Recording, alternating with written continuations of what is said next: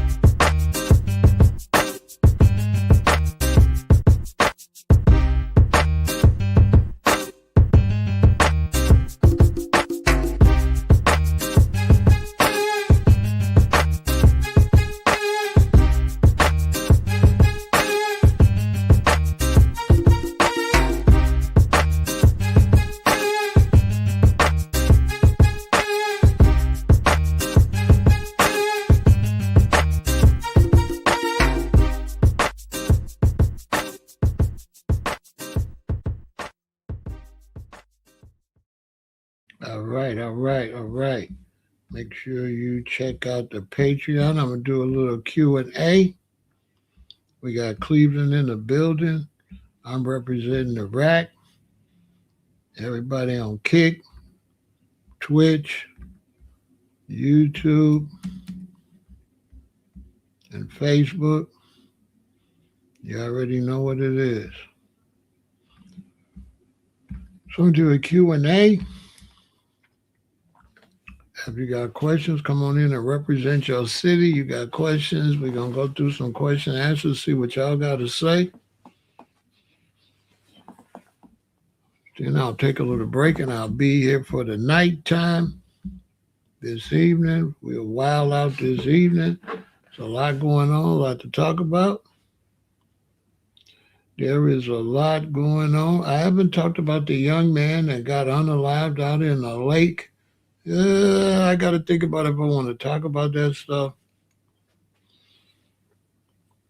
I got to think about it. A lot of times, those type of subjects, everybody be talking about it. So, yeah, I don't like to talk about what everybody's already covering. So, a lot of times, if it's a big story and everybody's covering it, you'll notice I won't. You know, to me, it's like overkill. I like to be my own original self, cover my own original content. If you're watching me, make sure you got a strong stomach. You did? Oh, okay. Well, that's unfortunate, you know. Robberies happen in the U.S. I would expect robberies to increase. The cost of living is going up. Money's getting tight. People losing their jobs. So I would expect crime to go up. I think crime is going to go up. I really do. Things are a little funny. They look a little funny, but not too bad yet, but almost there. There are people all over the internet crying about the economy. Uh, and yes, the rent is destroying everybody. Rent and mortgage is destroying people. Rent and mortgage is ruining people's lives. The rent is far, far, far, far, far, far, far too high. Rent is destroying people's lives. They have to pay too much out of their uh, salary for rent and mortgage payments. They're just far too high. It's ridiculous. All the other high prices wouldn't be so bad if so much of your check wasn't taken with rent and mortgage. It's just too high to me. It's unhuman. The government should be ashamed of themselves to make Americans have to pay that much a month just to sleep and sit on the couch and watch TV and cook and eat and use the washroom and take a shower. It's just far too much to me.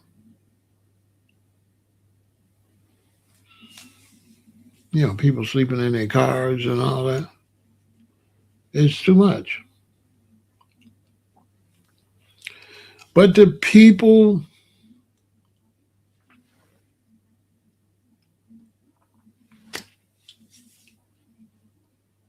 citizens are weak. The citizens are more interested in beefing with the citizens. And so you never get nowhere like that. People trolling. You know, we get on social media, people troll us, people monitor our social media, but they don't monitor the government. They don't troll the government. And they got the people against the people. How could you win? They got the people against the people. You really can't win.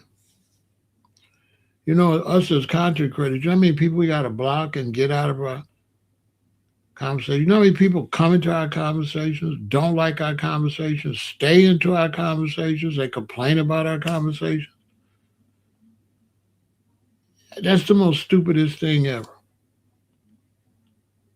Like I see all type of conversation on YouTube, and I just don't click on them.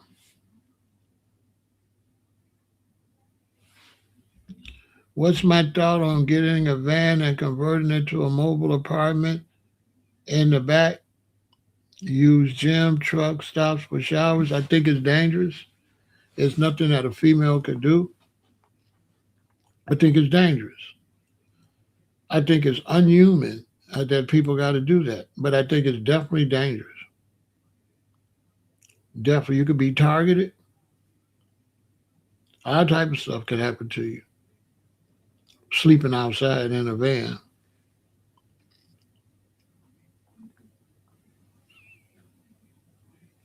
No, I think rather than that, I would prefer to get a studio, four dudes in a studio, two bunk beds. That's what I would prefer. Four dudes, studio, two bunk beds. Learn to live with somebody else. Cut your expenses. Be safe. Sleep. Get up. Go to work. Make your money. Come back. Have some type of recreation or mind your business. Put your headphones on. Everybody put their headphones on. Get on their computer and do their own thing or whatever. That's people have to learn how to live together.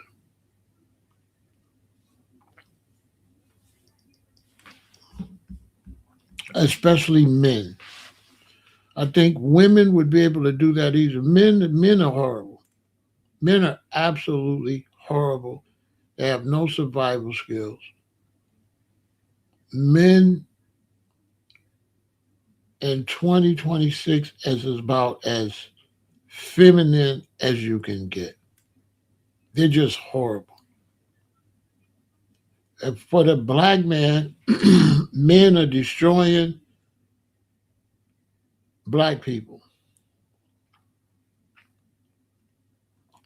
Black men are destroying black people because black men can't work together, so we never be able to keep up with the other races. You right now, I could not get a mechanic garage with four black dudes for nothing. It wouldn't work because the black man today is real girly,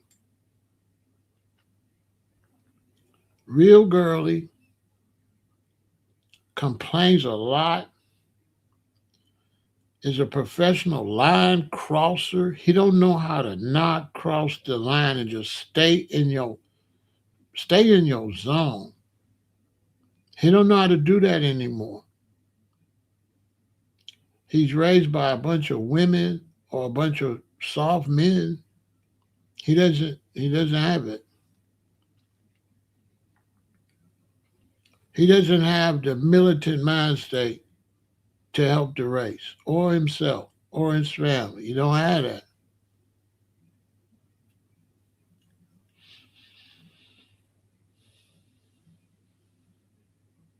He's a professional line crosser. If you got a place, a two-bedroom, it's four of y'all, you and your woman, him and his woman, he would say all kind of unnecessary stuff to your woman. Might try to holler at your woman when you're not home. Just sad. It is very difficult to find a decent, honest, hardworking, trustworthy black man to do business with. Damn near impossible. If you want to start a business, do something, you got to do it by yourself and you got to hire somebody. That way you can fire. Because if you work with a brother, a black man, and y'all equal, it'll just be confusion all the time. The only way you can succeed is he got to be the employee. That way you can fire his ass and hire somebody else. But if you ever get with a black man where y'all equals, he doesn't have what it takes to work together. He's going to use that equality for friction. When we do that's what he's going to do. That's why you don't have bands anymore. The main reason you don't have bands is because you don't play instruments anymore and you can't work together. That's why you don't got rap groups. You don't got rap groups because the black man is a weirdo and a hater and he can't work with another brother. You can't. You can't work with him.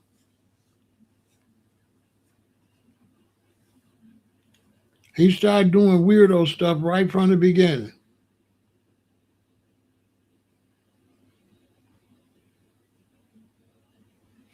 And yeah, that's 100% why. Because he's a weirdo. The black man now is a weirdo. He's very feminine. He's not mature. He doesn't have the maturity to be a professional. The only profession he is a professional line crosser. He always crossed the line. You can't work with him. He won't play his role.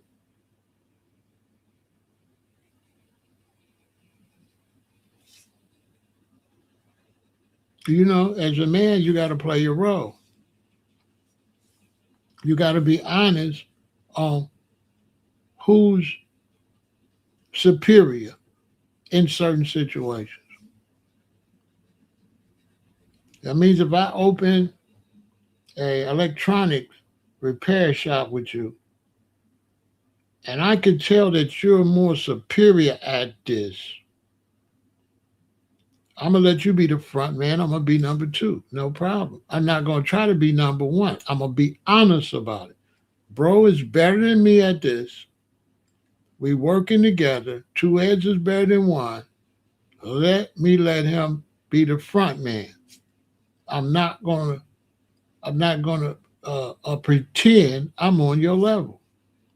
But the black man today, he'll pretend he's on another brother level, which he is not, and he'll mess the business up rather than play his role. You might not be the shooting guard. You might just be a point guard. So play point guard. Stop trying to be the shooting guard. If he shoot better than you, let him shoot. No. He'll try to be something he's not and destroy the whole business. And he won't focus. Late, show up late, half-ass do the job. That's why nobody wants to hire young black men to do nothing. They'd rather have a white man or somebody else. The face of professionalism is not the young black man. That's sad. You haven't developed the face of professionalism when you show up. We got professionals. I've had brothers come and put my cable in and stuff. They was professional, boom, boom. But in terms of working together as a business, no. You don't have it.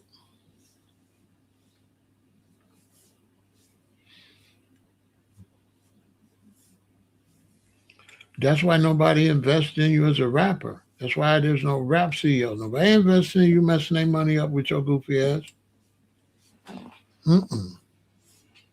Don't nobody, you say you want to be a rapper, nobody's going to argue with you to make you be something you said you want to be. You said you want to be a rapper and then you don't do it. You're late to the studio. You don't know your lyrics. You don't practice to perform. Nothing. Can't do nothing with you. I'm talking about nothing. We get further by ourselves. I get further by myself than with another loser. You can't do nothing. We could go through the moon. But the person that's number two don't want to play number two. He want to pretend he's number one. And he know he's not number one. See me, if I work with you, I know if I'm number two. And I'm going to be the best number two. I'm not going to try to do what you do when you do it better. We trying to make money. I don't give a damn who's the best. I don't care who's the best. I just want the company and the product to pop. I don't care. So if you're going to make it pop, that's what we finna do. I'm not going to be like, I'm going to try to make it pop, but you better than me. And everybody know who's better. You know, when I grew up, young black men, we was real good at playing opposition. We wasn't like this group. If it's me and Phil and Richard run the fastest, and a dude want to race one of those, we say, I bet you can't beat Richard. We don't try to pretend we as fast as Richard. Richard faster than us. If Phil can jump, we don't try to pretend we can jump like Phil. No, Phil got hops. I don't. We was real honest about what we could do and what we couldn't do. We weren't like this generation. Everybody would play their role. You know, you ain't no shortstop. Let me play the outfield. I could do that. I can't do shortstop. The ball gonna go between my legs. I ain't good at. I gotta be too fast. I ain't that good yet. If I get that good, then I'll play that position. We used to like actually play your role. No problem. We put the best man in the best position.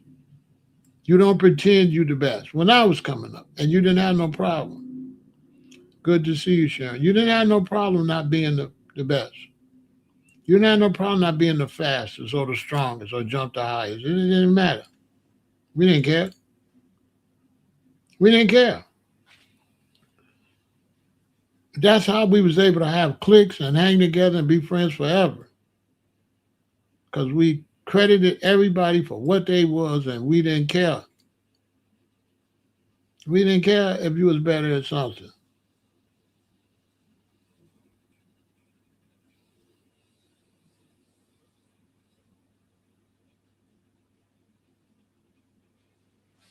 Yeah, I hear you.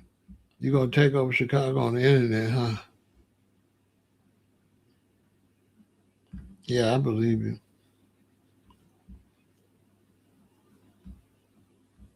Yeah, you're on the wrong page though, bro. You know what I'm saying? Yeah, you're on the wrong page. Good luck with that though.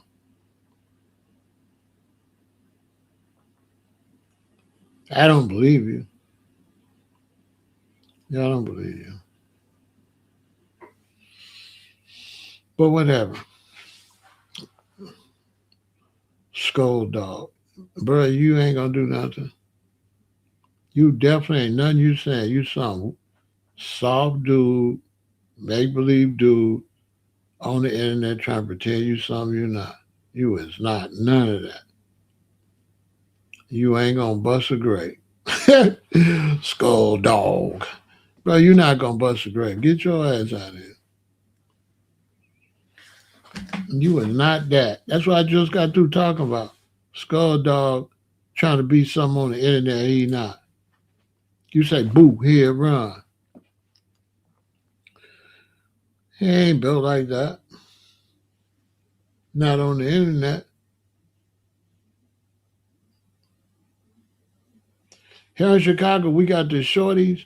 They always be on the internet beefing and they always just be getting unalive. They be unalive before they get off there. It's crazy. Man, they be on the internet, woof, woof, boom. That night, they gone. It's the craziest thing. That's why we losing so many brothers in Chicago, pretending they all that. They ain't even that. They ain't even built like that.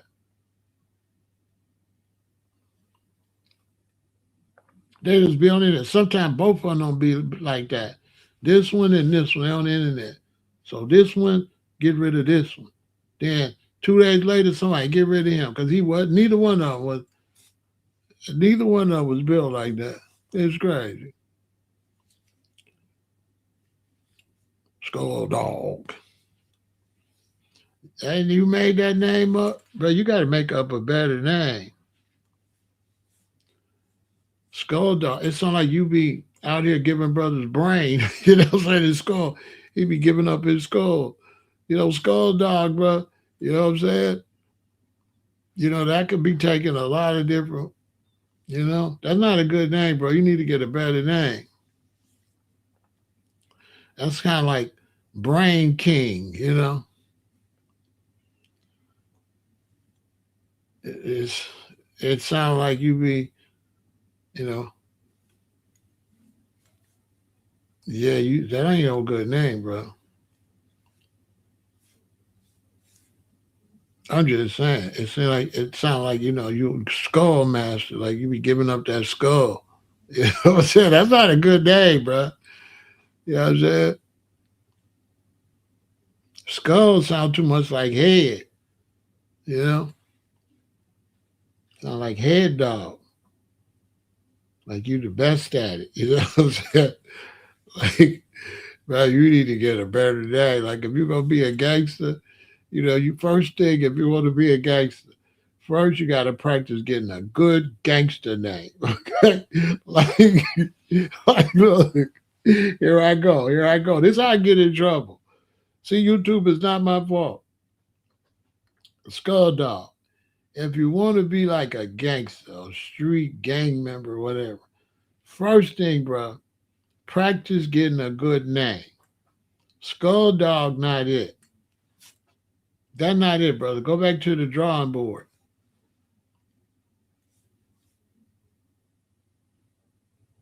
Because outside, if you come outside and be like, yeah, I'm Skull Dog, we'll be cracking up. We'll be like, ooh, scary. Skull Dog.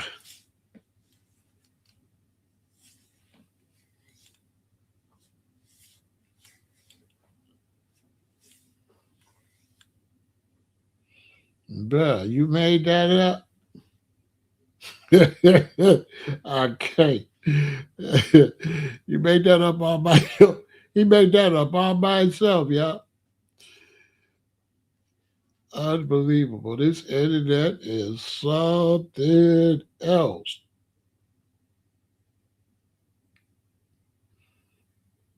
That's a Cali nickname from a Mexican guy. Bruh. He one taco and two burritos short.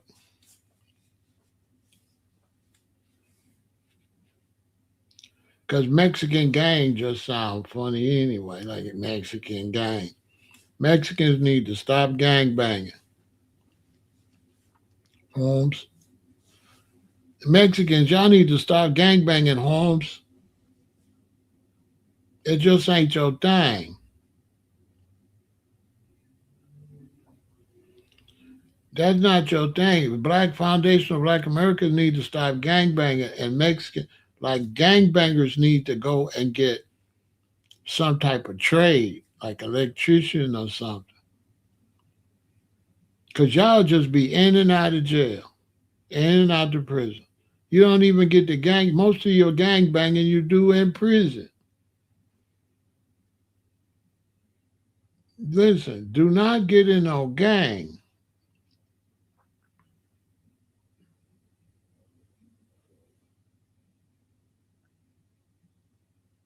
Yeah, don't get in no gang. You might as well throw your life away.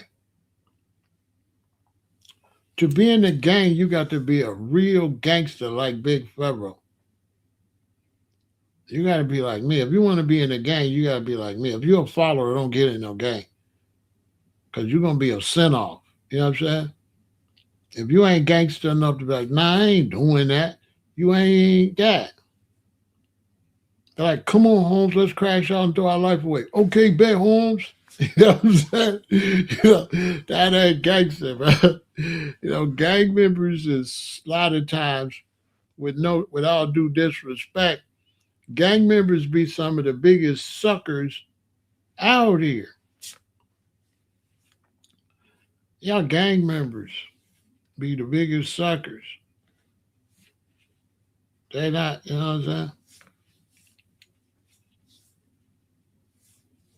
They're not that smart. They're not well educated. They don't go to school. And it's like you can't do nothing if if you stupid. Whatever you want to do in life, you still got to be smart. You still got to get education. You still got to read well. So what happens with these young men? They try to be stupid and don't go to school and be a gang member. So they be a stupid gang member. So they get caught all the time. They just stay in jail. They go in and out of jail, right? But then you see them, they 39, 45, to I changed my life around, Holmes. You know, I start with the gangbanging, Holmes. Bro, you 49. You done been in and out the prison through your whole life away. Now you 49, talking about you, I changed my life on the gangbanging ain't no good, Holmes. Bro, the gangbanging ain't never been no good. You just slow.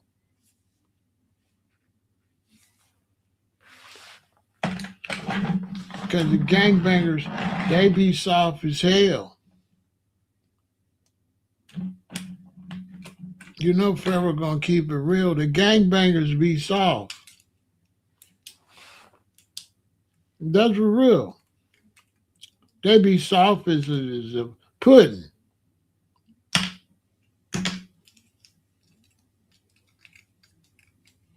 They soft.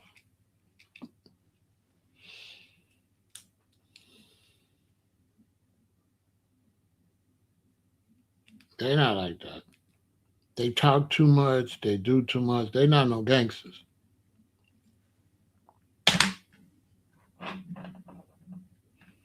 Mm-mm. When the gangbangers used to run off with like the work, they would send me to get it from the gangbangers. Easy peasy. They not gangsters. They gang bangers, but they're not gangsters. They fall every time.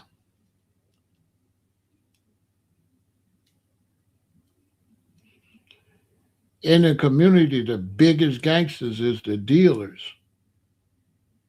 Yeah, the ones that get in the birds and all that. That's the gangsters. Them little boys out there, Holmes, John GD on, they ain't shit.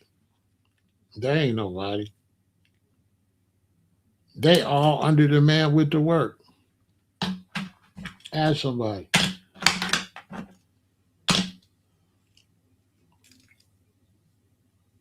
And when you go to where the bosses and the big hustlers at, all of their leaders all be there together, splitting up the work.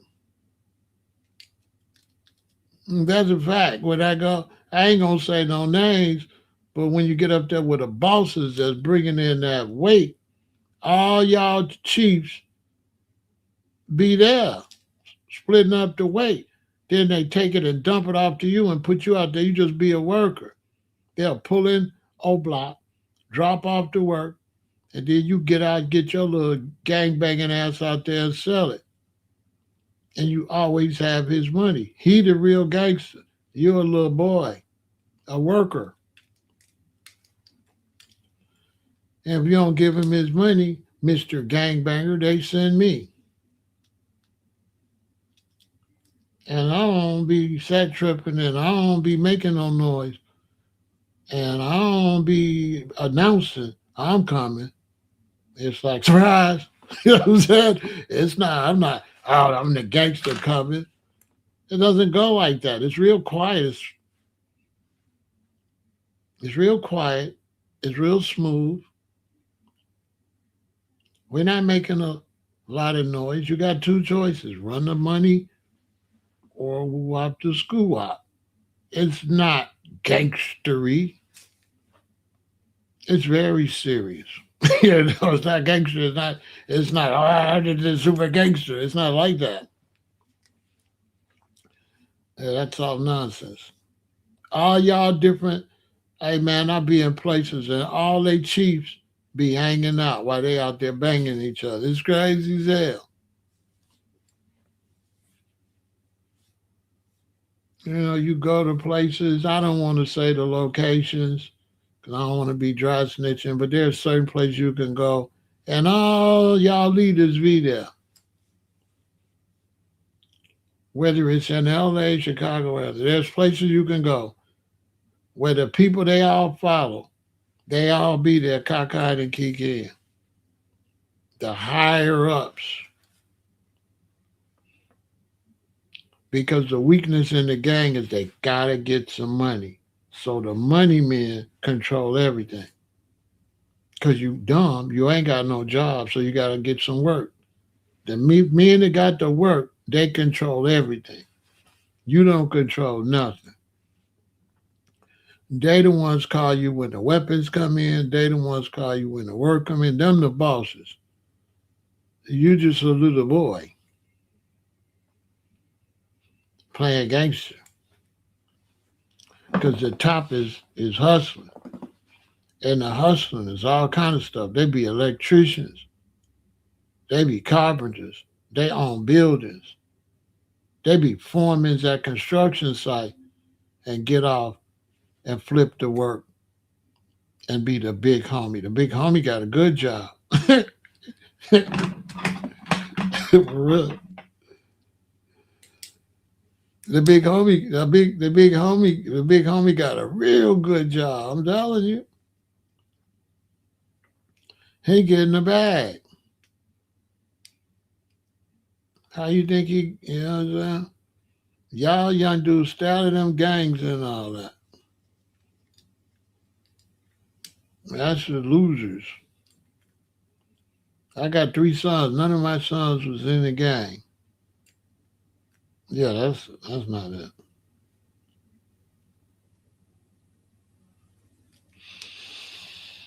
I was affiliated with a gang. They always wanted to violate me because I never would listen. I was the worst gang member ever. Yeah, I was a horrible gang member. Because no, I said no too much, and you ain't supposed to say no. I was really a monster, so I said no is no. So do something about it. Because at the end of the day, you got to do something about it, and that's where the line drawn in the sand. I said no. You said I can't say no. Okay, make me say yes.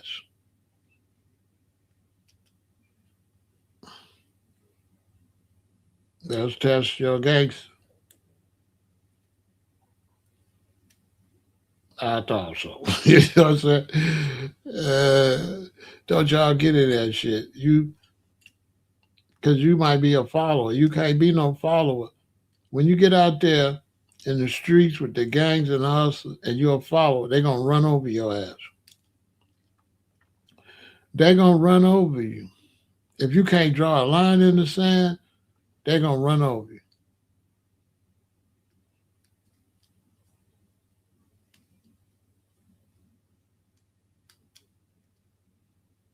That's why don't do it. Go get an occupation. Stay away from gangs. Okay, young brothers, stay away from gangs. Go get you some money.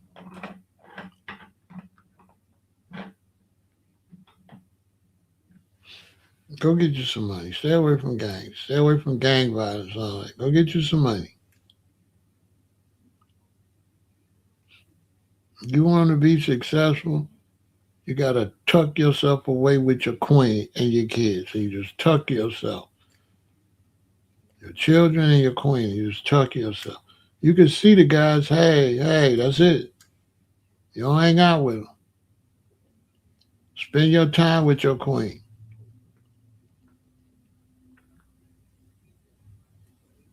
All your time, all your love to your queen.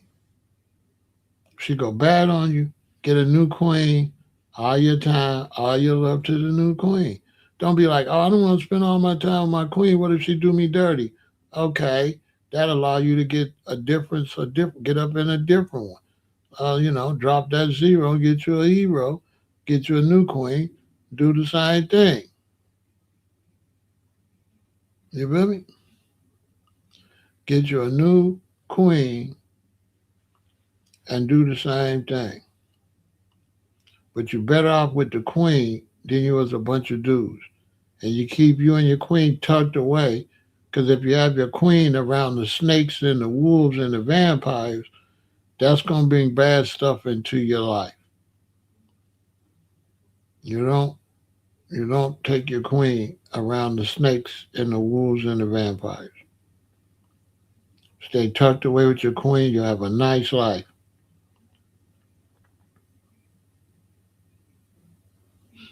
Basically. And birds of a feather flock together. So the dudes you're going to be with is other dudes that be tucked away with their queen. So because you tucked away with your queen and he tucked away with his queen, you're not going to see each other that much. Perfect. What else going on? Ask me some questions. We do some questions and answers.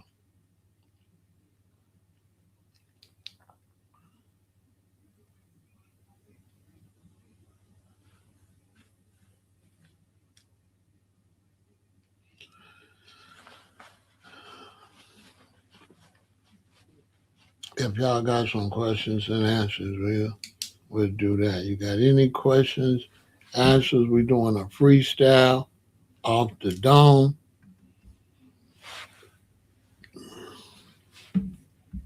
A lot of people be wanting to ask me questions, want to get into detail, but I be in the conversation. Ladies, you got any type of question? Any question? Relationship, health, the streets, whatever. Anything going on in the media, the whole situation with the brothers missing and all that. Did you feel the earthquake in Chicago? No, I didn't feel it. Somebody called me and told me right after it happened, but I didn't feel it. Which is crazy because I'm on the lake. I didn't feel it. But who knows? I might have been moving around because if you wasn't sitting still, you wouldn't know anyway. So I might have been moving around when it happened. I could have been in the elevator, anything. But I didn't feel it. Yeah, I didn't feel it. I might have been in the elevator or something. I don't know, but I didn't feel it. It might not have been close to me. It might have been somewhere else.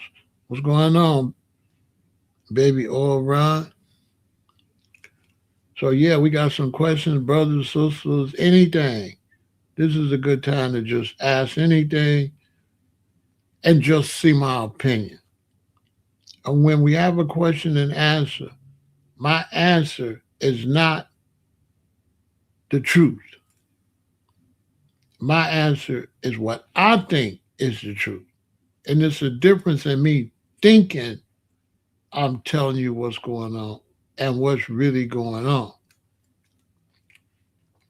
So it just be my opinion, which ain't written in gold necessarily, but based on the fact I'm 68, I would advise you to consider everything I say, right? So listen, when somebody let this now we can start right here. Let me tell you something about knowledge.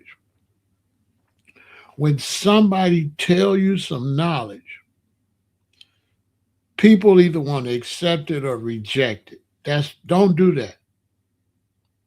What you do is just remember it. That's it. See, people think they got to believe it or disbelieve it. No. What you want to do is just remember what they said. Because when you remember what they said and then you get out in the world and see things, you're able to measure what they said against what you're seeing. You understand? But if you reject it, you might get out there and see something to verify what that person said, and now you're not going to be able to build off of it. So, one way you get a lot of knowledge is don't be trying to see if it's true or false. That's irrelevant unless it's like some statistic thing where they say 8 people got hurt and you found out it was 10. Yeah, stuff like that. But if it's something based on some knowledge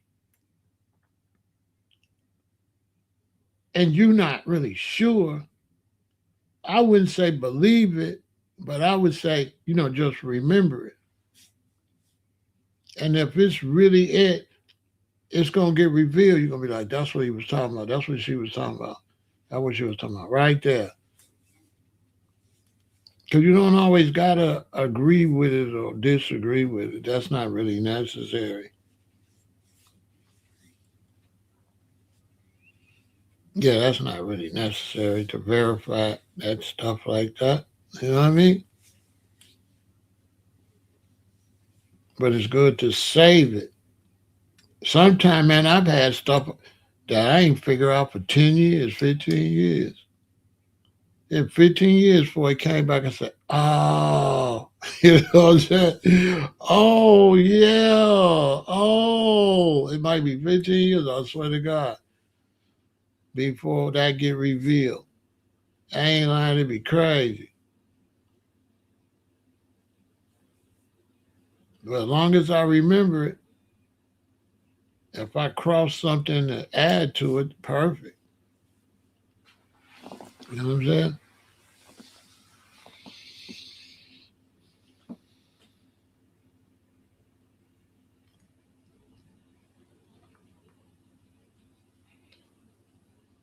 What else going on? What y'all on?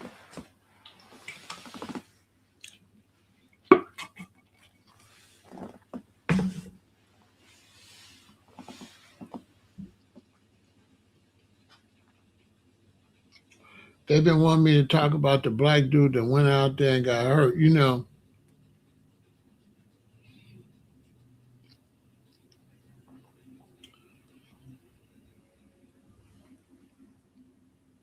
When you're black, you got to be careful who you be hanging out with. Because one of the people you can hang out with could take you in a bad situation that they didn't do intentionally. I give you an example. I had a friend named Tom. He was a white dude. Me and Tom was real close. So we was driving around. He said, let's go by my boy house, my friend house, something. So we went by his friend house and he rang the doorbell. And two white dudes came to the door. One opened the door, the other one was standing behind him. And they looked at me and Tom and they told Tom, they said, we don't let no N-words in here.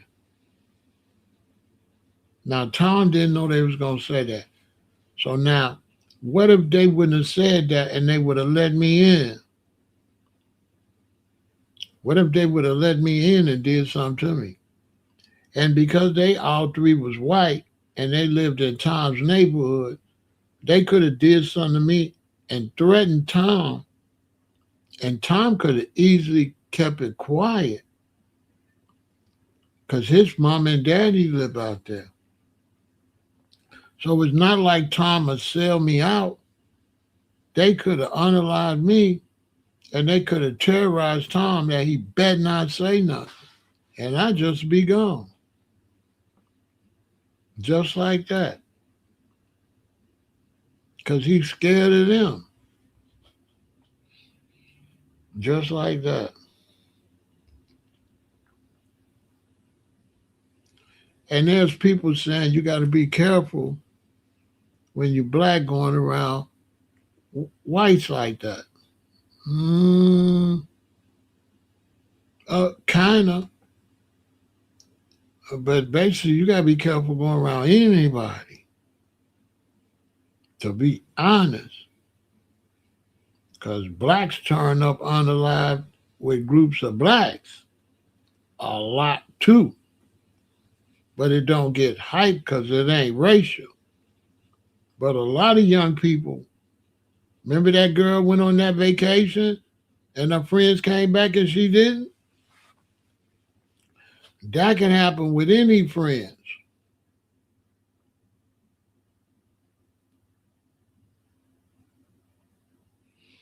That can happen in all blacks setting too. So just saying racial,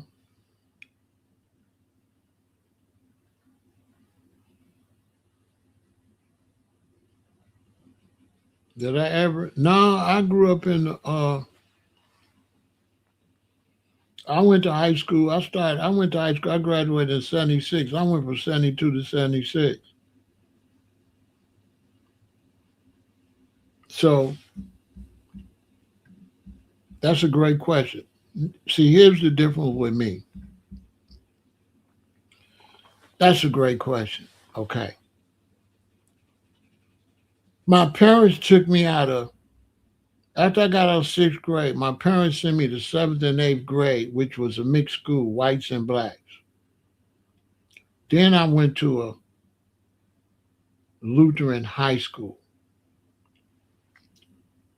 And the difference with me was by the time I got out of sixth grade and went to seventh grade, I was already too black. I was already still gambling. I was shooting dice. I was already I was already too gangster, right? So, playing with me, you're going to get a right, left, you toothless. And then you're going to say, God damn, he ruthless. So I was a little niggery. I wasn't a Jolly G black. Because you had the Jolly G Whitaker's blacks that hung with the whites, right? So you had the blacks that hung with the whites that act white and stuff like that. No, I was the black dude hung with the whites that was like the rapper. So I wasn't you say that to me. You know what I'm saying? You got me fucked up. So I wasn't that type of black like that. I was a gangster kind of like. I used to go to parties that was all white dudes. And there'd be one black dude there. He play on the football team, and he a Jolly G. Whitaker type black.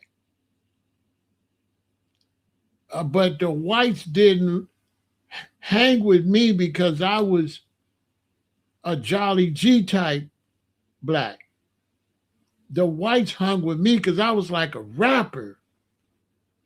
See what I'm saying? So they hung with me because I was, kind of gangster. So they was amazed with me. It wasn't like they was hanging with me like I'm trying to be like a nerd type dude. No, I was, you know what I'm saying? So I was like, goddamn it, a rapper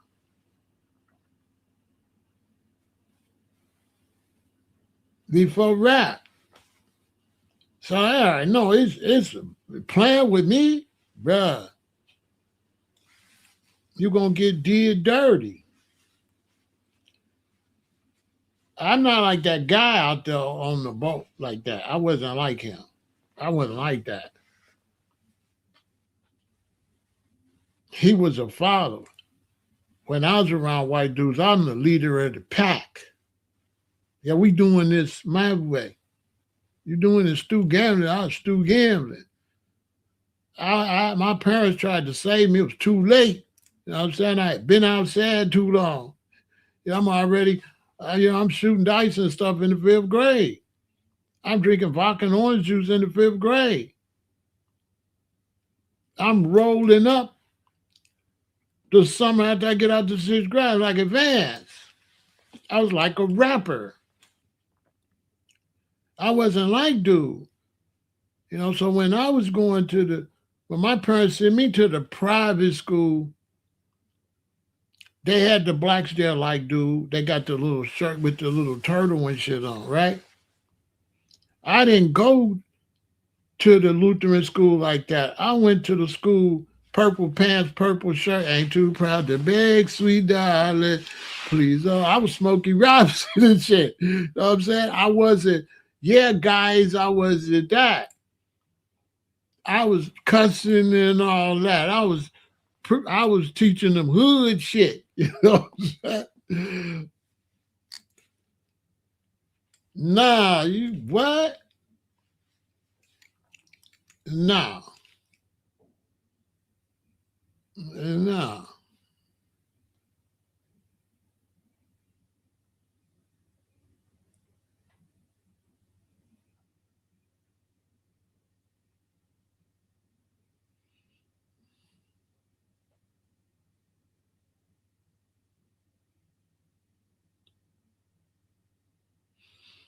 No, parents that do that, you know, they losers. I wouldn't send my kid nowhere to be dominated. I'm not doing that. I'm not sending my kid. I'm not sending my kid for his mental to be destroyed and for him to be submissive. I'm not sending him to school to be submissive. Because once he go through that, he ain't gonna never be no man no more. He gonna always be submissive. He gonna always be a pussy. He ain't gonna never bounce back and be nothing like that. He gonna grow up submissive. Hell no.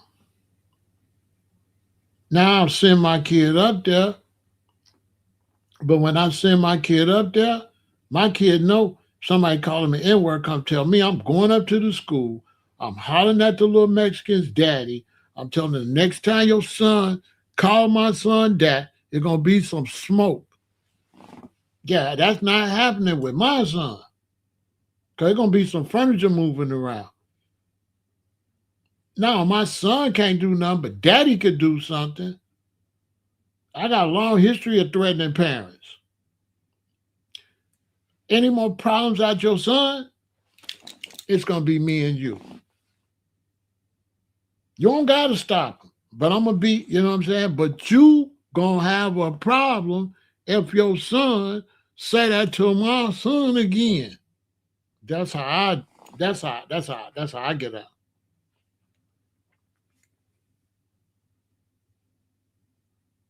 Yeah, that's how I get down. I go threaten the parents. Hey, your son up here tripping. If I was you, I'd tell him to calm that shit down.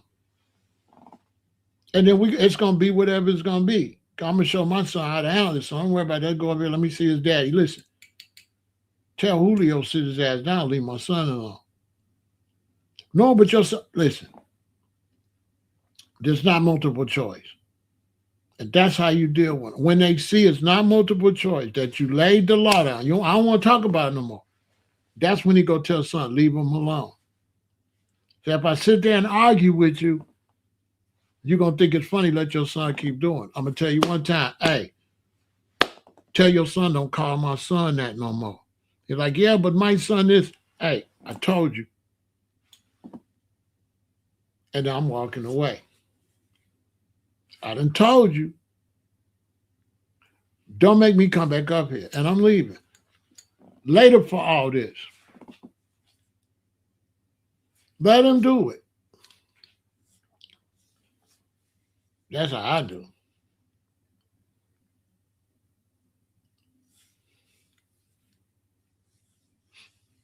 I'm from the old school.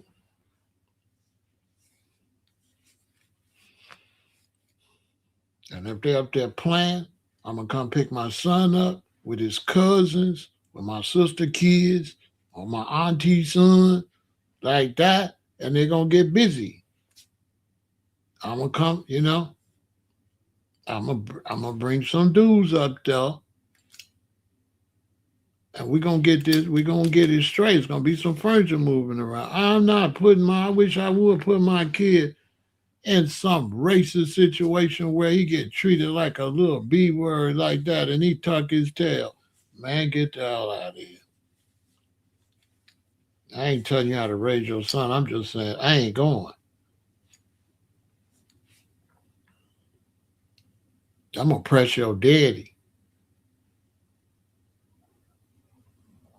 You ain't got to get your son. I'm going to press the daddy. I'm going to press the daddy.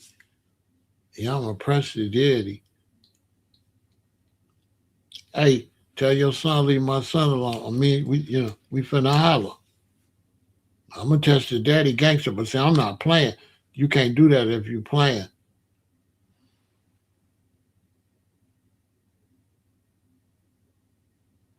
Ain't no outnumber. Ain't no outnumber. Daddy and all, ain't no outnumber. Daddy and all that. No, ain't no outnumber. It's gonna be me and the daddy. Who's the leader? Who's the leader's daddy? Okay, Pancho is the leader. I need to talk to Pancho daddy. Tell Pancho that him and his little friends better leave my son alone or I'm gonna come holler at you. And then when he starts selling wolf tickets and all that back, I'm walking away. Hey, I done said what I said. That's how you keep it gangster. I'm going to say what I'm going to say and I'm going to leave. And when I say what I'm going to say and leave, the daddy going to tell him, leave that one alone. Because the daddy know what it means when I say bop, bop, bop and leave. The daddy know what that means. He not playing. He don't want to even talk about it. I done told you, go ahead. Cross the line. It ain't nothing else to talk about. Yeah, we're not doing all this. Because when I come back, we're not going to be talking. Yeah, we not. When I come back, we're not going to be talking.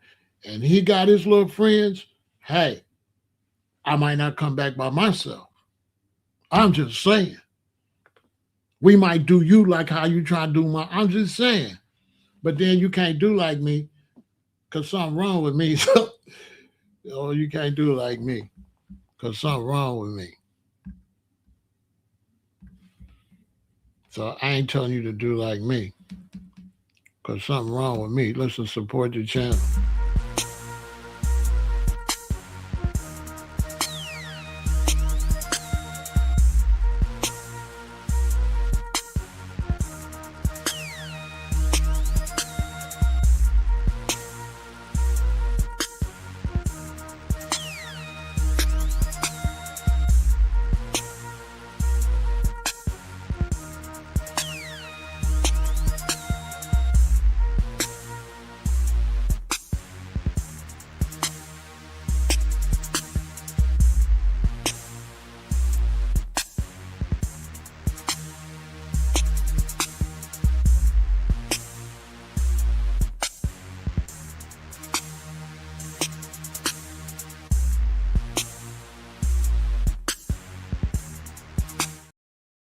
I had a situation with my daughter when I lived in O Block, and it was a little boy. He was up there bothering my daughter, and she told me. So I went up to the school and I confronted the little boy. The security guy was there, and he said, "Give him a break. His father passed away. His mother be struggling." And I was like, well, like I told security with the little boy, I said, well, his mother joined his father ain't gonna help nothing. I should have said that. But he said his father passed away. I said, well, his mama gonna join his father if he don't leave my daughter alone. So when the little boy was kind of scared. So when I left, I said, damn, Shorty don't got no daddy. So the next day I went up to the school, picked up my daughter. I seen the little boy. Me and my daughter was walking to the Walgreens, and he was there, and he was on the other side of the little merry-go-round thing that spin around. It's a big one that they push. So I said, all right. So I said, come here. He was scared. I said, come here. He was terrified. I said, I ain't gonna bother you. Come here. So once he believed I wasn't gonna bother him, he came. I said, look, I pulled out some money. I think I gave him like $15 or $20. I said, look, I'm gonna pay you to protect my daughter. My daughter, she was already walking home, so she didn't hear the conversation. So I gave him like $15 or $20, which he was a little kid. They was probably in the fourth grade. They were probably in the fourth grade, fifth grade. They was little. So I gave him like $15, $20. I said, listen, I'm going to pay you to look out for my daughter, okay? He was like, right? Oh, I'm leaving something out. So the first day, when I threatened the boy and went home, I told my queen, and my queen was like, oh, that little boy mother horrible. She be calling them MFs and all that, and he a baby. I was like, are you serious? She like, get over here, you MF. I said, oh, are you serious? I left that part out. So I started saying, oh, damn, he in a messed up environment with his mother. So that's why the next day I seen him and I was like, damn. Right? So you can look at him and tell he's poor. He don't be having no money and stuff like that. So I got him not to be scared. I said, come here. My daughter's gone. So I know if I give him $20, a little boy, that's like $200 for a little boy like that mommy struggling. He probably don't be having money to get snacks and shit like that. I said, look, I'm gonna give you $20 and you're gonna be her security. He said, okay. So I gave him the $20. Be like, you like security, you my little homeboy like that, right? So about the week passed, the weekend, and like 3 days the next week, my daughter come home. And she say, Dad, you know that little boy was bothering me? She like, he be so nice to me. He be pulling out my chair, and she say, and he won't let nobody like say nothing to me. He ready to fight anybody that look at me or say something to me. I said, oh, wow. I didn't tell her I paid him. Gangster shit. I paid him. He worked for me now. Yeah, I paid him. Every now and then I see him, I give him $10, $20, $30. Something look like a lot of money right here. A little kid, $30, right? He got mad snacks in his room or whatever. He didn't have no more problems with it. He became secure. I paid him to be security. But in case like some other race, like some Mexicans or something, my kid going to school and y'all playing with my kid calling the N-word, yeah, I need to holler at your daddy. Hey, come here.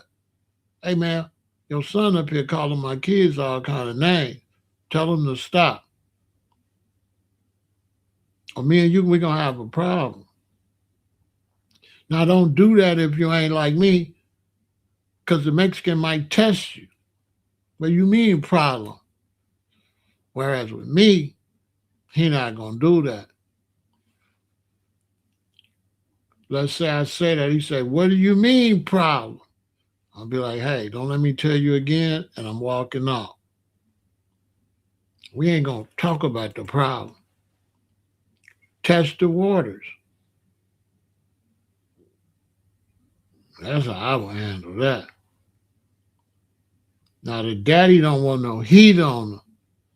If it's too much heat for the daddy going to tell the son, hey, leave that little boy right there alone, because you bringing heat on me. That's how that usually works. But not if you barking. I'm not going to bark. I'm just going to say it, and that's it. I bark, but not verbally. So if I bark at you, it ain't even going to be me that barked at you. That's another story. I don't know what. You know? That's another story. I can't say everything. But yeah, tell that little boy to leave my kids alone. Tell your son leave my kids alone.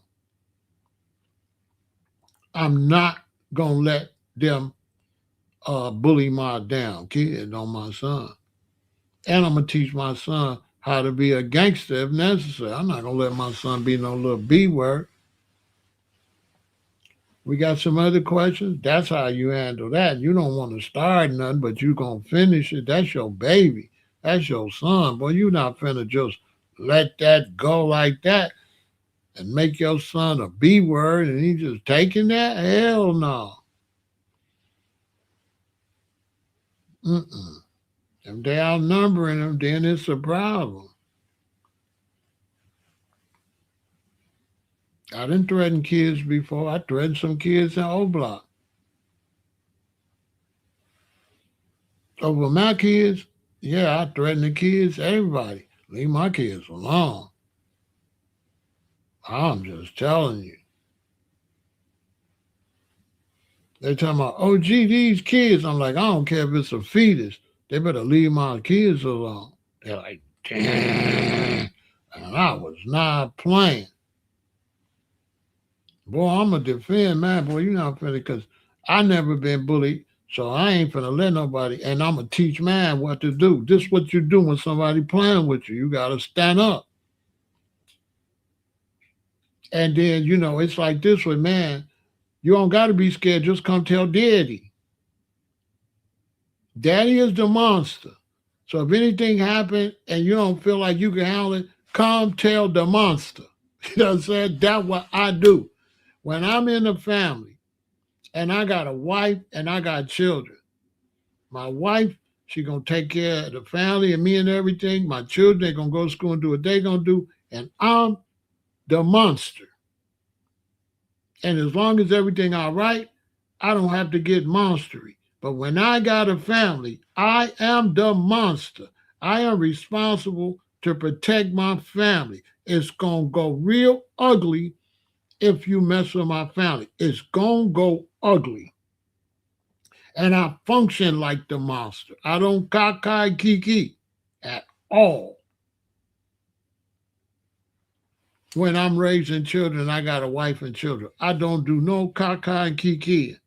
Because I never know. I might got to holler at you one day. So I want you to take me serious from the beginning. Facts. Because this is my response. I got to protect this woman. I got to protect these children. Period. And that's the energy I put out. I'm the protector. Period. That's just how I function. I can't tell you to function like that. That's just how I function. You're not finna play with man. You better find somebody else to play with. You definitely not gonna make my son be no punk. Punking my son. I'm sitting there letting these people, yeah, I don't know what to do. They punking my son. Bruh. And then I'm not sending my children in no certain situations. My son would have never been out there with them dudes on that boat like that. I'd be like, boy, you can't go out there with them. You don't even know them like that. Anything can happen to you with them. And you black too, and you the only black dude? No. Hell no.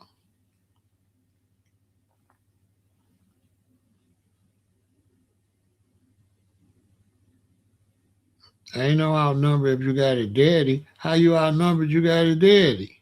I don't understand none of that. How you outnumbered when you got a daddy? Okay, they say, okay, my son and 5 kids. They said, well, it's 5 kids against your son. Okay, me and my son, that's 30 people, because I'm 29 motherfuckers. So that's 30. I'm telling you. I don't know. They don't be knowing no better. They don't be knowing sometimes. You know them parents like that send their kids to them white schools and stuff. Same thing happened to Carmelo. They be thinking it's sweet. They don't really, a lot of blacks don't really accept racism. Y'all ain't never noticed that? A lot of blacks, they don't accept racism. They think it's make believe.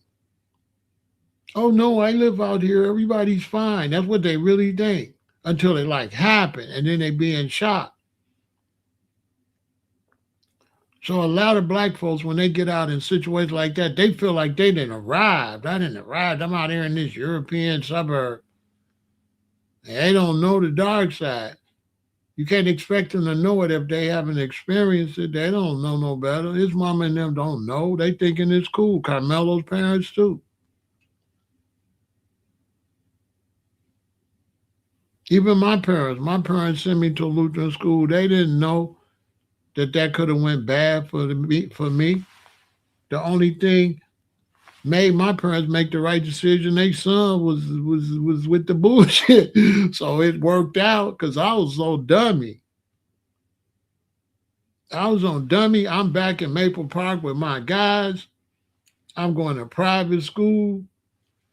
Public schools have days off that we don't have. You go too far, I'm gonna have my neighborhood friends meet me up at the school. I remember one time up at the school and the guys came up to meet me because we're gonna go to Old Town get some pizza and stuff at the school. And when all them white kids come out the back and they seen them 4 black dudes, what up, Stu? They was tripping.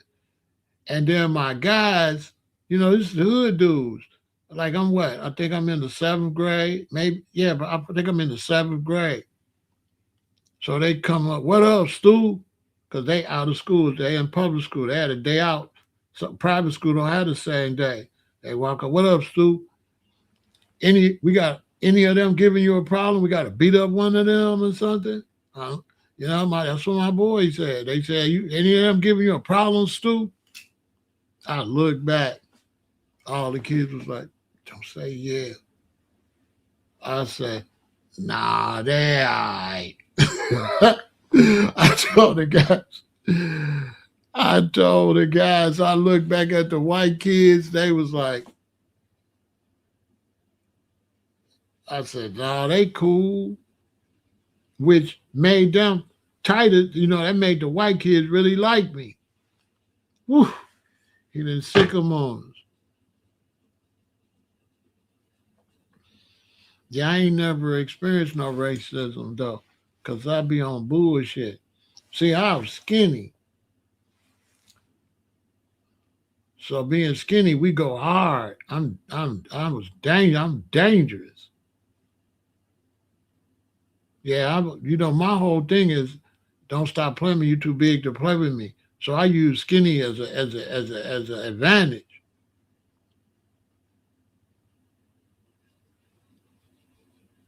Cause some of the dudes bigger, stronger, and stuff. So I use skinny as an advantage. So everybody like, man, Hey man, leave me alone. You know you bigger than me. You too big to be messing with me. That's why you say, you know you too big to be messing with me.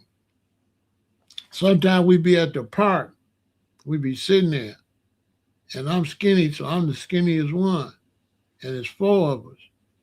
And somebody that want to bully come, and they pass these dudes, and they pick me. Well, right then I know you're a punk, right? How I'm gonna be scared of you when you scared of them and you trying to pick me? But you dealing with physicality, and I'm dealing with I'm crazy. So when the bully would come and pick me, my friends would be like, watch this, watch this, watch this. They already know how it's finna go for you. They're like, watch this, watch this, watch this, watch this, watch this. Because I'm the skinniest, but I'm crazy. I'm the craziest. So my friends, they never felt, they would always get ready for what's finna happen to you. This finna go real bad for you. No, this finna go real bad. Cause I'm gonna do whatever to do to win. I would do anything to win.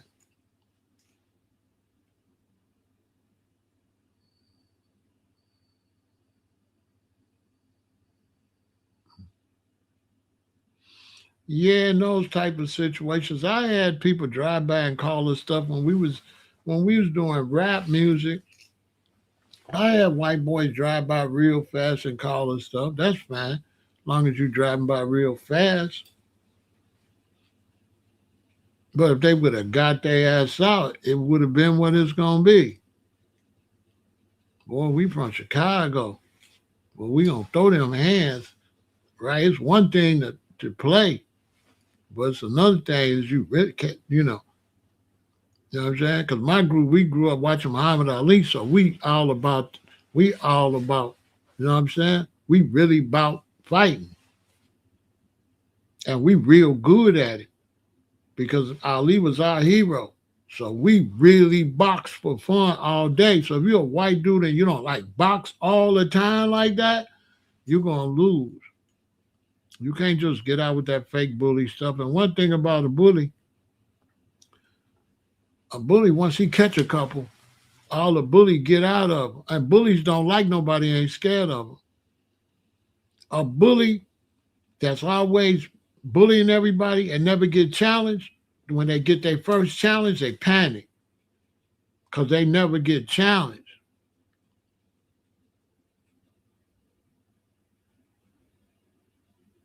Yeah, bullies never get challenged. When they get challenged, they fall because they really not that. They try to use their size, intimidation, and stuff like that. They not really built like that. See, a bully is a punk. See, where I come from in the hood, soon as we see you picking on somebody bigger than you, we know you a punk. We don't look at you as tough. We know use a B word just by who you pick. Once we see you pick a soft target, we on your bumper. You ain't that. You're scary. You's a punk. That's how I came up. But we see you trying to pick the soft target. Oh, you finna be lunch. And so by me being like one of the thinnest, if you came up and picked me, I'm like, this gonna be easy. Oh, he's scared of them. You scary. Use the B word. How you gonna mess with me and you scared of them? And they don't even play with me. They don't play with me. The ones you scared of don't play with me. Boy, look, all right. They be like, watch this, watch this, watch this. So I ain't really had no fights. My last fight was, I think, maybe the sixth grade, fifth or sixth grade. I ain't really had no fights like that. I ain't had no fights like that. Mm-mm.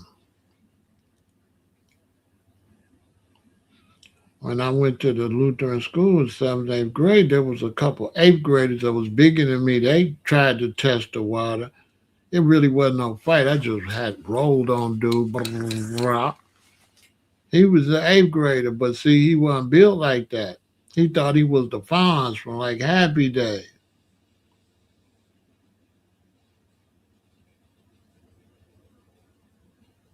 You know what I'm saying?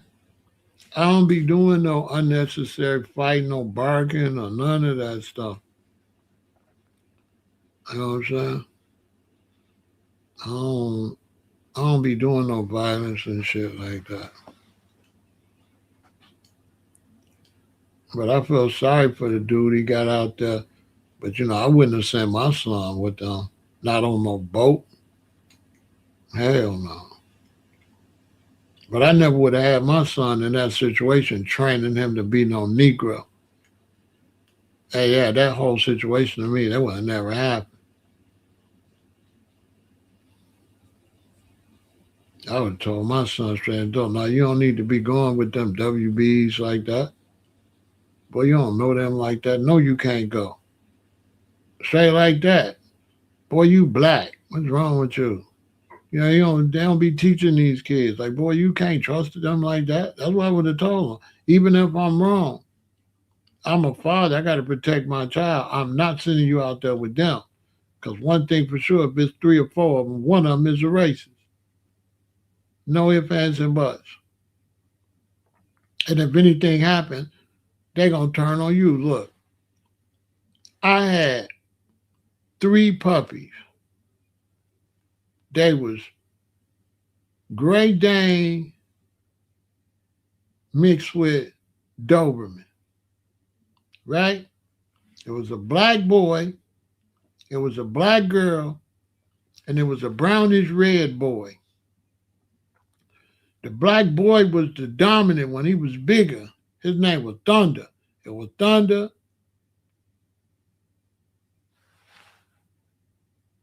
No, it was Reddy, Goldie, and Greenie. That was their name. Reddy was the black one. I named the red, gold, and green. Reddy, Goldie, and Greenie. The big male, the black male, his name was Reddy. The brownish male, his name was Goldie, and the black female was Greenie. And I had left for a minute and came back and they was fighting. The black male had started fighting the gold looking male. The black female helped the black male. They both jumped on the one with a different color. And I'm saying, how she fight with the one look like her? Real talk. They was brothers and sisters. But when the black one started fighting the red one, the black female helped the black male. That blew my mind. I said, oh, and he didn't need it. He was the biggest. I said, damn, she know they different colors. And they was young, but they would have unalive dude if I didn't get them off of them. They was gonna hurt them. I got them off of them. They didn't never fight no more because I disciplined them. But that tripped me out. That just show you birds of a feather stick together. I'm like, how she know? Why she picked the other black one that looked like her? Why she help him? What y'all think? Oh, the little mini pen. I had to get rid of him. My wife didn't like his ass at the time. My queen at the time, she didn't like him because he didn't like her. So he had to go. He didn't like my queen. He did not like her because she didn't like him. So when she didn't like him, he didn't like her. You know that ain't gonna work. So he had to go. Yeah, she didn't like his ass. He ain't like her. I'm in the middle of these two. Yeah, I was the monkey in the middle with that. Really, he wasn't mine. He was my daughter's. I bought the mini pen for my daughter. My daughter went to college, and she ended up in a dorm where she couldn't have the dog. So I got stuck with him. He ended up my dog. But he really wasn't supposed to be mine anyway. He was a gift for my daughter on her birthday. But she didn't get the right room. They had certain rooms where you could have pets. And she ended up get the room where she couldn't have no pets. So I had to keep his little ass. But he didn't like my queen at all. And she didn't like his ass. He knew she didn't like him, so he didn't like her back.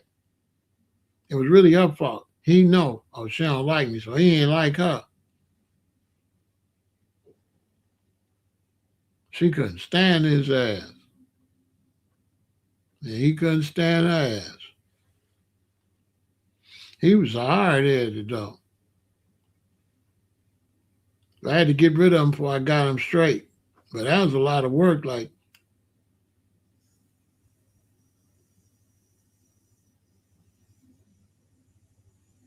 he was hard-headed. Mini pins are very hard-headed. It takes a lot of work to raise them. They're very stubborn and they're hard-headed. It takes a lot to get them in line. That's the most stubbornest dog I ever had. They real hard-headed.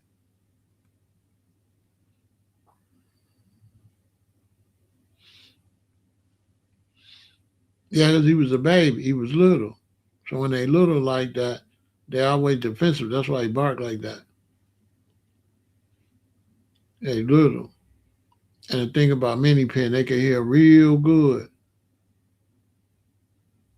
That's why they're the best security dog as far as letting you know something going on. Some bigger dogs don't hear it till they get closer. Like a Rottweiler here, but by the time the Rottweiler hear it, it's closer. But the mini pin hear the car when they pull up and stop. It start barking. It's the best burglar. If you're a woman and you want somebody to protect you, mini pin is the best one because he can hear. He gonna hear. He gonna let you know way in advance.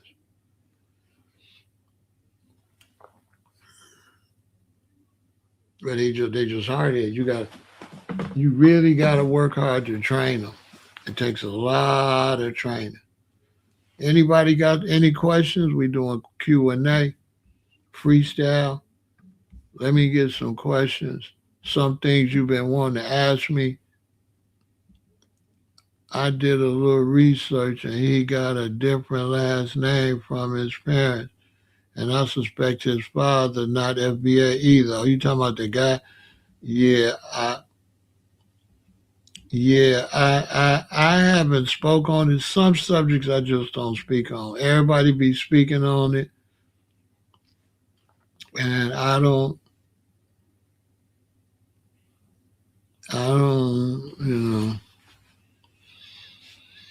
really don't know what to say about it that everybody ain't really said. So that's why I ain't spoke on it, because I don't want to be just picking a subject that's got a million videos. I like to be unique. So I haven't really spoken. I don't know what to say about this situation. That's why I ain't make no video about it. And then a lot of times I don't like to speak. I don't really speak on open cases. I've been in the streets, so I don't like to speak on cases. you know, I got all kind of quirks. I don't like to speak on criminal cases. That's why I ain't spoke on dude with Gucci Man and stuff, because it's like, I don't know, I just ain't cool with, it's like snitching, or it's like too policey. So I ain't really spoke on it. I don't really know what to say about it. I don't think he should have been with them.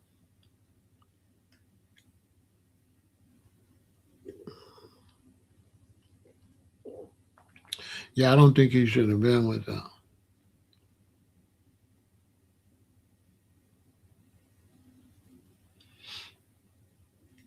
When you have your children and you have them in a situation, black children, you have them in a situation that's not black, you roll in the dice. Yeah, you rolling the dice. You putting them in a,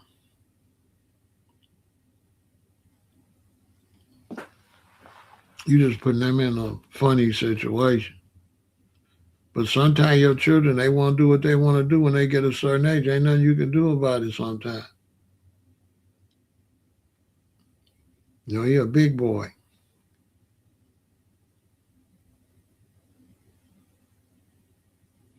Have I seen that China built all the apartments in Venezuela that collapsed?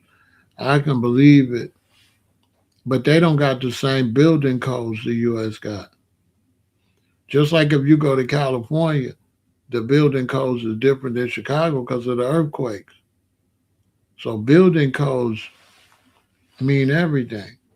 And if you build some buildings in a country where the ground ain't really secure, it's just a building sitting on some movable stones and rocks and stuff. But a lot of people saying that's Leviathan moving. A lot of people saying there was an earthquake where his head is at, and there was earthquakes where his tail is at.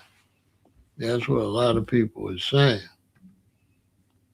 They saying that's Leviathan moving.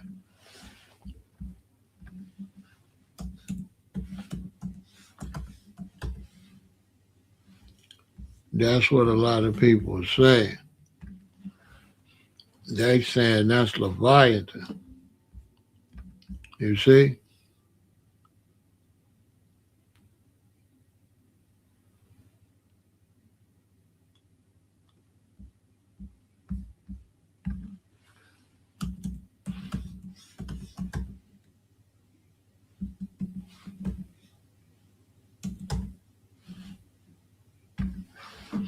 That's what some people are saying.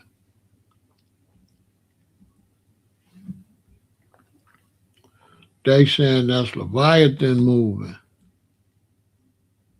You know what I mean? I talked to y'all about that.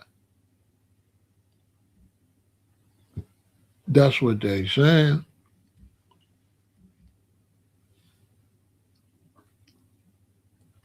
Word has it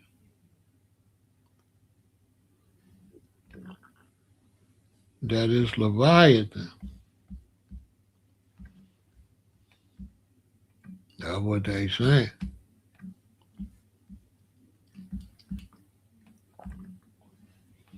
Because, he down there, his head down there. They say he frozen. And his head down there in Venezuela.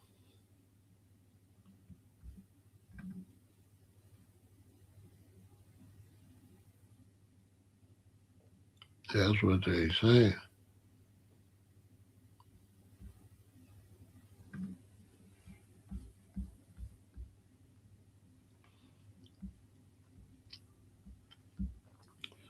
But they say that's him moving. You know what I'm saying? That's what they saying.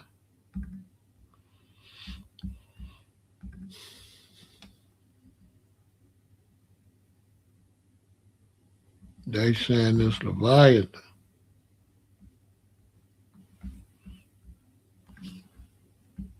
I talked about that. That he's thawing out. That's what they saying.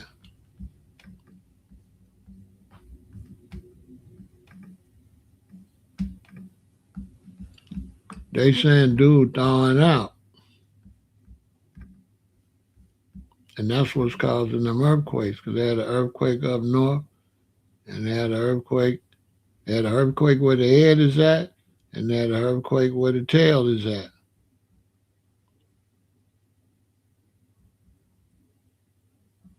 That's what they saying. It looks somewhat legit too. It looked like them to me,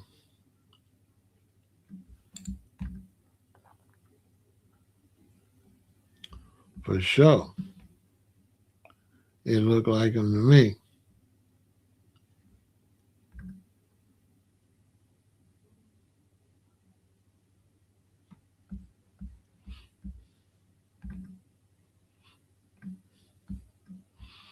I'm pretty much riding with that story. I just ain't said nothing. But that's what it looked like to me.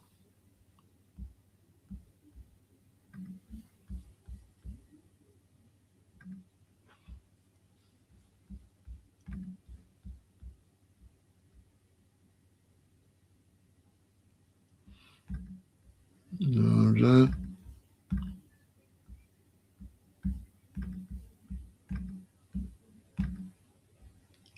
That's what it looked like to me. But everybody got to make their own decision.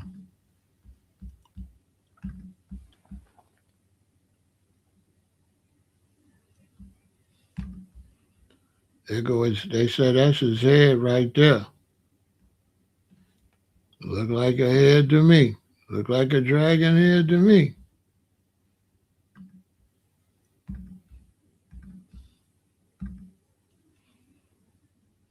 That's what it looks like to me. For sure.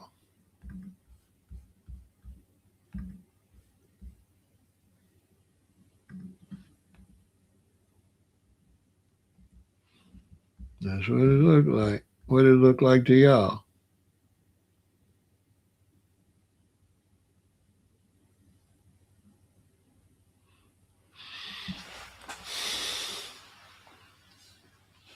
And they say the behemoth is moving. Because, they supposed to fight. They say the behemoth is moving too.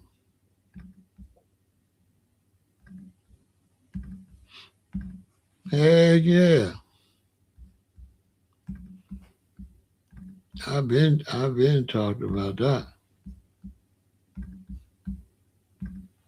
We need to count our days as the U.S. has now found an angry, violent creature the size of our entire continent emerging from our waters, and our end times now officially has a date. Many are horrified after a world-ending biblical leviathan and its head is right by Venezuela, and it is not only rising and will be fully woken up in just days, but what the U.S. has done will end us all. As biblical verse Job 41 warns of when our ocean starts to boil like a pot, a leviathan will start to emerge, and the end is imminent. And haunting viral videos show the waters that are named Head of the Dragon, and where the mouth of the Leviathan would be is already fully boiling up. The same biblical verse cites an increase in floods and earthquakes when the creature starts to move. And recent reports are showing a severe increase in flooding and earthquakes all along the west coast, where its body would be, with the most activity in Alaska, where the tail would be. And when a creature with the tail wakes up, that is exactly what moves first. With the US recently announcing they will run Venezuela, but many theorize, is this really for oil, or is it an attempt to keep the beast at bay?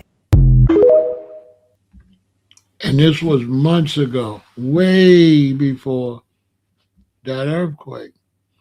And there's earthquakes up there in Alaska where the tail is at. And they say when those type of creatures come out of hibernation, the first thing that moves is the head and the tail. I'm just saying. You get it all over here. I've been told my audience about that. And they say the behemoth is getting up too.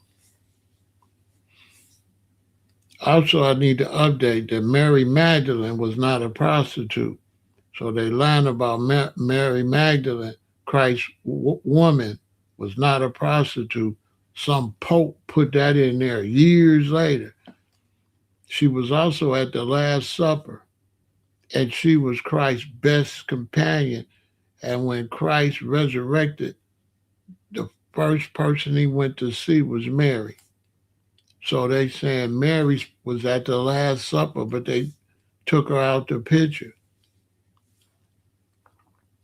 I had to get that straight too, because they had told me she was a prostitute. Now we found out she was not a prostitute at all.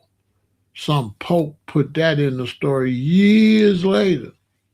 That wasn't even in the story at the time of Christ or with the first writings of the scriptures. That wasn't in there. That was added. And she was at the Last Supper, and they deleted her picture. They erased her picture from the Last Supper.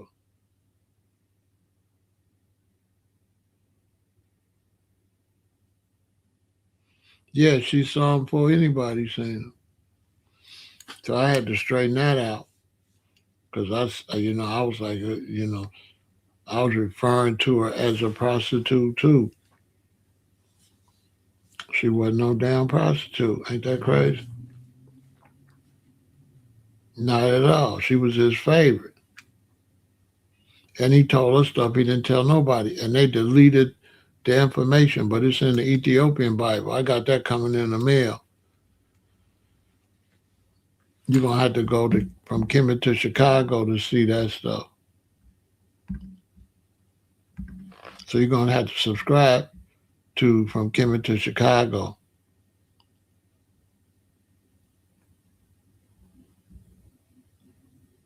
If you want to see that stuff. That's going to be on my other channel, right? So if you want to see, I got another channel. All my mysticism going to be over here. Check it out.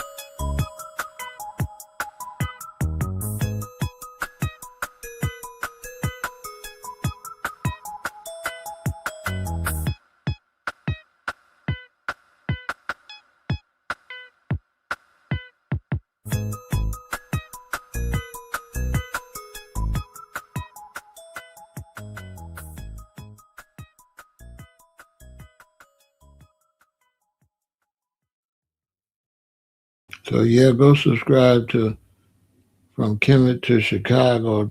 That's gonna be crazy. I split all my channels up so I could specialize. I got vegan intel for health and eating and stuff like that.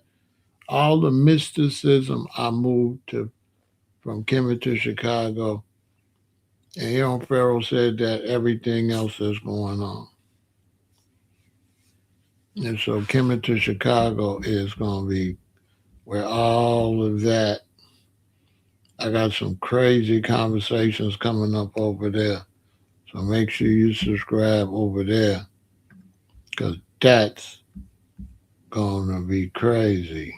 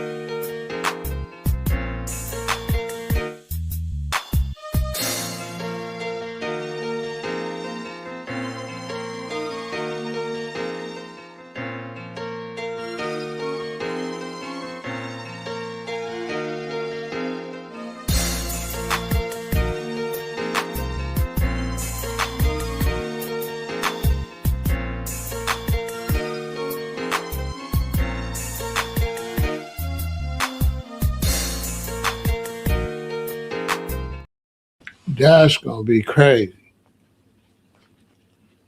Yeah, coming to Chicago, go subscribe. That's gonna be off the chain. All the mysticism, witchcraft, voodoo, ancient knowledge gonna be over there. Atlantis, Mu, Bimini, Yucatan, that's all gonna be on from Kemet to Chicago. That's gonna be crazy.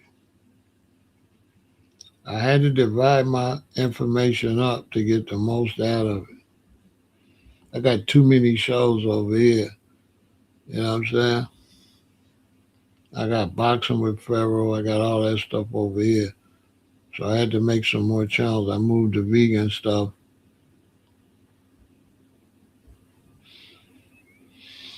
So I'm gonna have about four right now. I'm gonna have about 4 channels and a couple more soon. I'm about to have the live channel where you'll be able to call in. I'm getting all that set up now, all the equipment, the phone lines. So I'm gonna have the Pharaoh said that live. That's gonna be dope. You'll get to call in and y'all could, it's basically for you all to talk back and forth to each other and to talk to me, but it's like a free, you just say whatever you want to say. I'm not going to be intervening. You just say whatever. As long as you don't say nothing, going to get the channel blocked or nothing, you good. So that's going to be popping. That's Pharaoh said that live.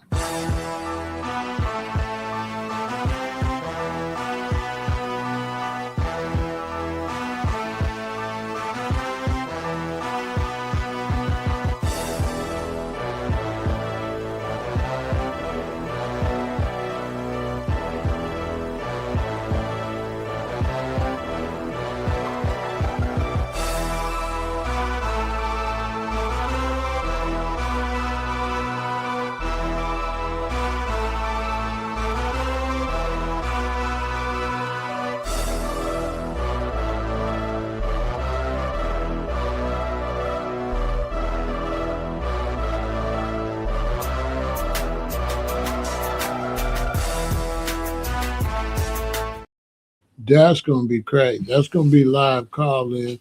I'm really looking forward to that. Phone lines open, get it popping. So I'll pretty much be on YouTube all day, going from channel to channel. It's going to be crazy. I can't wait to get the phone lines popping. I'm waiting on my new microphones, lighting set up. That's going to be crazy. I'm looking forward to the call in.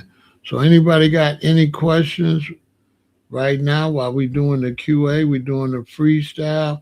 What questions you have? This the perfect time to ask all your questions you want to ask. You don't have to be on topic. Anything you've been wanting to ask, now's the time to get it off your chest. What's going on? Chime in and also rep your city. I'm representing Chicago, Illinois. So rep your city and hit me with those questions. What's going on? Any questions, any conversations, any statements? Now's your time. The live I did earlier, that's going to be on Patreon. It was too wild for YouTube.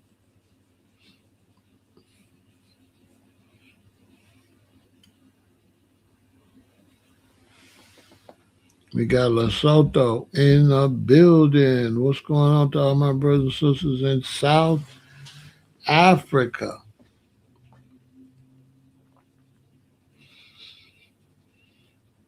Africa's going through some changes. Whoa.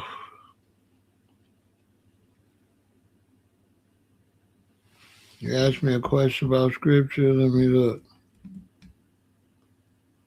I wonder if the Creator will intervene. Is that what you're asking me? You kind of expert of some scripture. How much of it do you think is true, know it's true, or know it's false? The scriptures is all true, but the interpretations, you get into wrong interpretations. Because with the scriptures, they didn't know what to take out and what to leave in. So they didn't know what to take out and what to leave in. So the problem what makes the scriptures not 100% true is what's been omitted, like Mary Magdalene.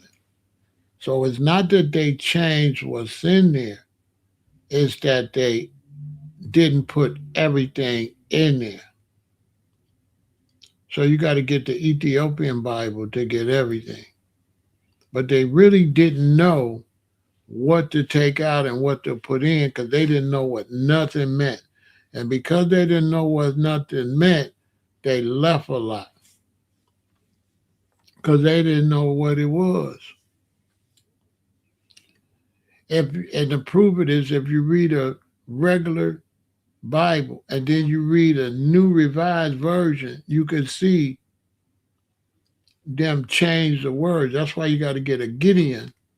If you get the Gideon Bible and read it, and then you read the revised version, they took out locks, made it braids. You can see where they changed stuff. But I'm about to get the Ethiopian one. Right? I'm trying to start the music journey. And I want to know, how do you feel about AI music platforms like Suno? AI music, I don't really like AI music because it's not really music. It's AI making it. And so, me, I just wouldn't feel comfortable putting the AI music because I didn't make it. So what do I call it? So to me, making AI music is going to flop because everybody going to want real music. Who the hell going to want AI music? So AI music will come out and do all right, but then AI music is going to raise the value of real music because everybody going to be like, well, this is real. And everybody going to want to buy the real before the AI. Who the hell want to buy fake music?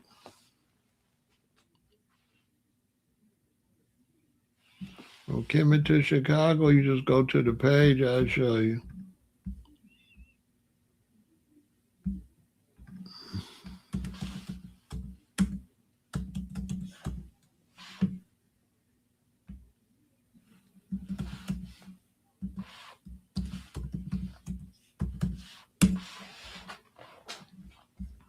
You just go to the page.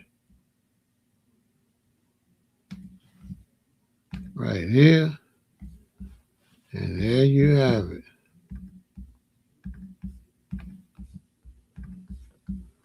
That's what it looked like. It's search from coming to Chicago at from coming to Chicago. And we'll paste it in the chat. This is where it's at.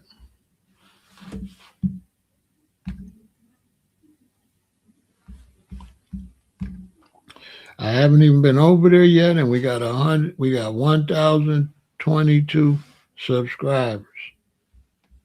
When I go over there, it's gonna go crazy.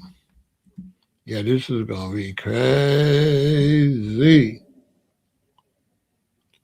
I'm really looking forward to this one, and Pharaoh said that live, they're gonna be crazy. This one's going to be real heavy, and the guests over here are going to be uh, real heavy. The guests are going to be like really masters at mysticism and religions, and it's going to be heavy. Everything over there going to be like that. It's not going to be no normal conversations.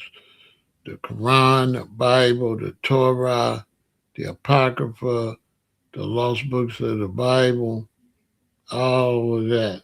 The Ethiopian Bible, the old Ospi, the dragons, warlocks, witchcraft, demons, ghosts, dreams, you name it. It's going to be crazy. Uh, uh, Spacecraft, space beings, aliens, all the different type of gods, and all of that. We're going to get into that like in detail. Prophecy, revelation, mysticism that's going on today, uh, vampires, werewolves, all of that. It's going to be crazy. Giants, dragons, unicorns, all of that. It's going to be. I'm moving all that over there. It's going to be real deep. You'll be able to come in. You'll be able to come into the live stream and add what you. If you got anything to say, you'll be able to come into the live stream and tell us about any experiences, any type of witchcraft you experience, any type of ghouls, any type of extraterrestrial experience, all of that. It's going to be heavy. It's going to be great. It's going to be great. I'm expecting that to kick off the 1st of September when school get back in.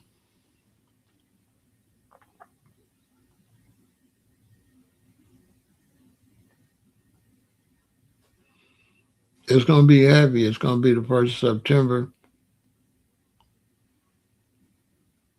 I'll be out of town. So I'll be going live from out of town for around 3 months.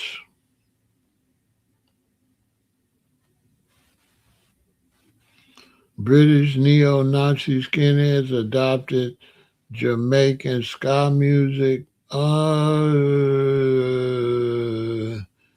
Kind of.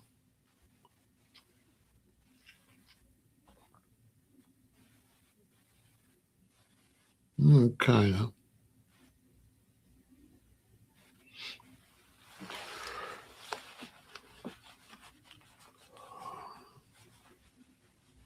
Kind of. It's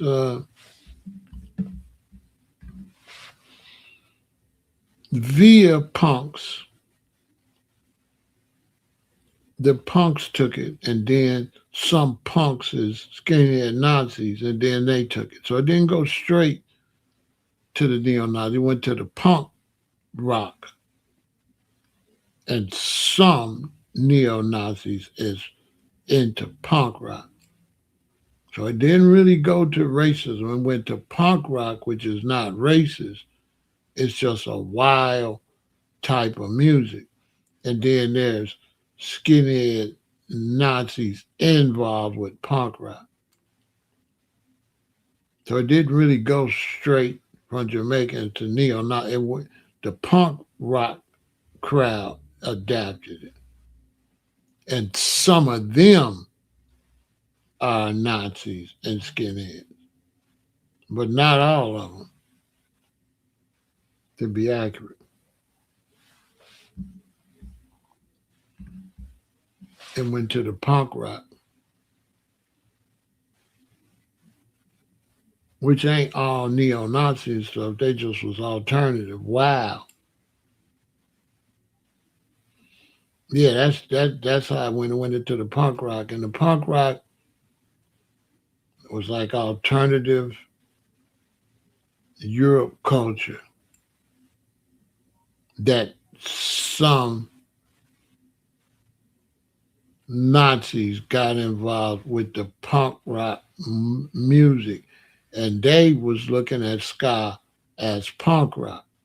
See, because they took punk rock and they took ska and turned it into punk rock. But punk rock is not. It punk rock is ska plus.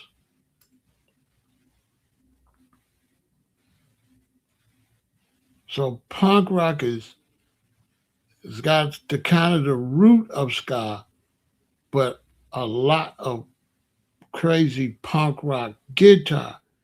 And ska is a more quieter music than punk rock. So punk rock is if you take ska and put more noise on it.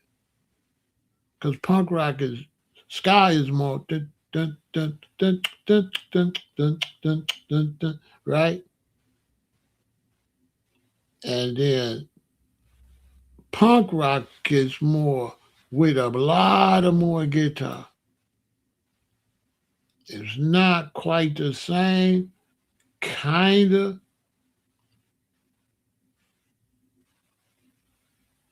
but it's more guitar. It's wild. It's by far wilder. Sky is kind of quiet. And how that got over there because ska is like Irish.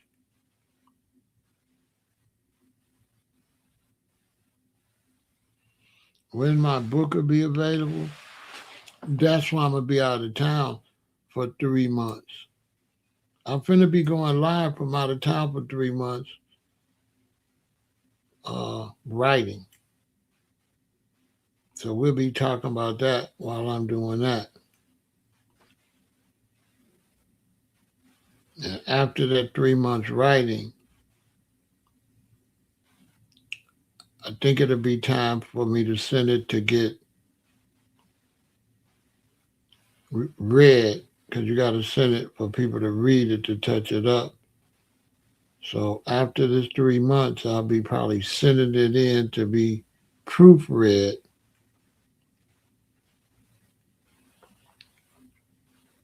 And then after it's proofread, I forgot the next step. I got to send to do something else, and then it'll be formatted, and then it'll be ready for print.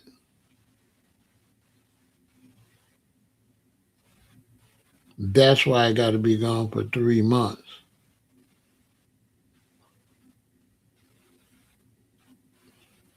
And that's why it's taking a while because with this particular book, I have to totally dive in. So that's why I got to go out of town because it's easy to write it, but what's hard is to find the time because it has to be uninterrupted time, which is hard to get when you got to pay your bills and work and stuff. So I had to set up uninterrupted time to knock out the rest because it's a very intricate and very hard book to write because it's not like no other book that you're going to read. It just, in the way it's formatted and written, is very unique. It's very unique. It's very unique book. That's why I don't. That's why I'm not rushing. That's why I'm not rushing because it's really unique. So it can't be done like regular books. That's why it's taken because I cannot write this book like how I write my other books. This book have to be written a totally different way. Seriously, it's really like writing two books. Real talk. That's why it's gonna be. That's why it's gonna be a New York Times bestseller. One thing in life, you can rush and do all right, or you can really take your time and have a masterpiece and blow the roof off. I choose to take my time and have a superior masterpiece. Because I could have just wrote a book, it could have been done, but it ain't gonna be like this one. And the way I'm writing it is going to increase the book sales, but it's the way it's being written is going to increase the discussions about the book because it's heavy. It's heavy. It's got everything in it. I'll be going into details of when I got stabbed and all that is heavy, which I'll be glad to be finished because there's a lot of subjects I have not been talking to y'all about because I'm waiting on the book. So my subject matter finna go through the roof. I'm talking through the roof. So I got a lot to do. I'm wardrobe, a lot. Wardrobe, transportation, the cover. I'll be working on the cover,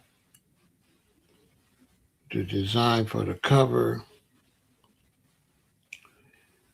and then the book business. It's going to be very good for the black audience, especially young people, your children, everything. They're going to have to log in and watch me.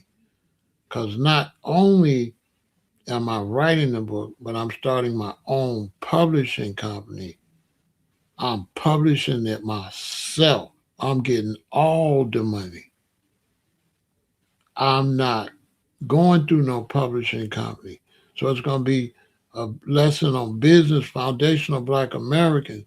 Got to stop letting everybody else get in our business. Rushing. You rushing. That's what people want me to do. They want me to rush with the book and put other people in my business. Hell no. I'm going to rather take time because I'm setting up a bunch of businesses, right? And these businesses will be publishing other people's book. And these are businesses I will be able to pass down to my children and my grandchildren. Because I'm writing a book and setting up the corporation. And a premise, like another discussion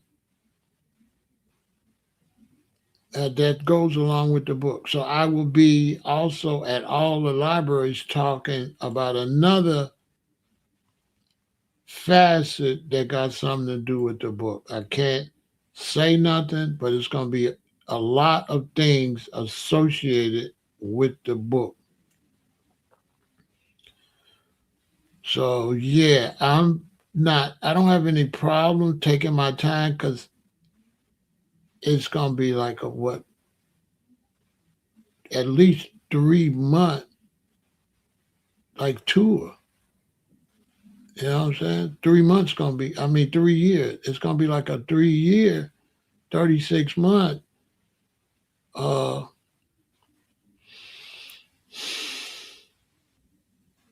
Imagine 36 months doing a book promo all over the country and probably the world. So, right? So we're talking a whole life change, which I'll be talking about that on my live here when it get close, like giving y'all game, like I'm changing my whole life. You have to adapt in life. You can't keep doing the same stuff. So this is going to be a whole life change. So I'm also going to have to switch up from live stream. I'm going to have to start podcasting.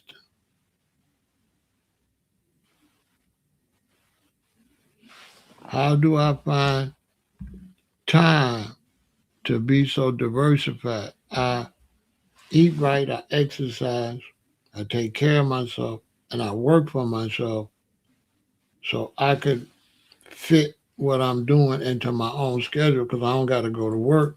I work for myself. And I exercise and I eat right. So I get a longer day. Because if I work from an office, I give you an example. If I work from an office, if I get out the bed and go to my desk, I can work 12 hours easy.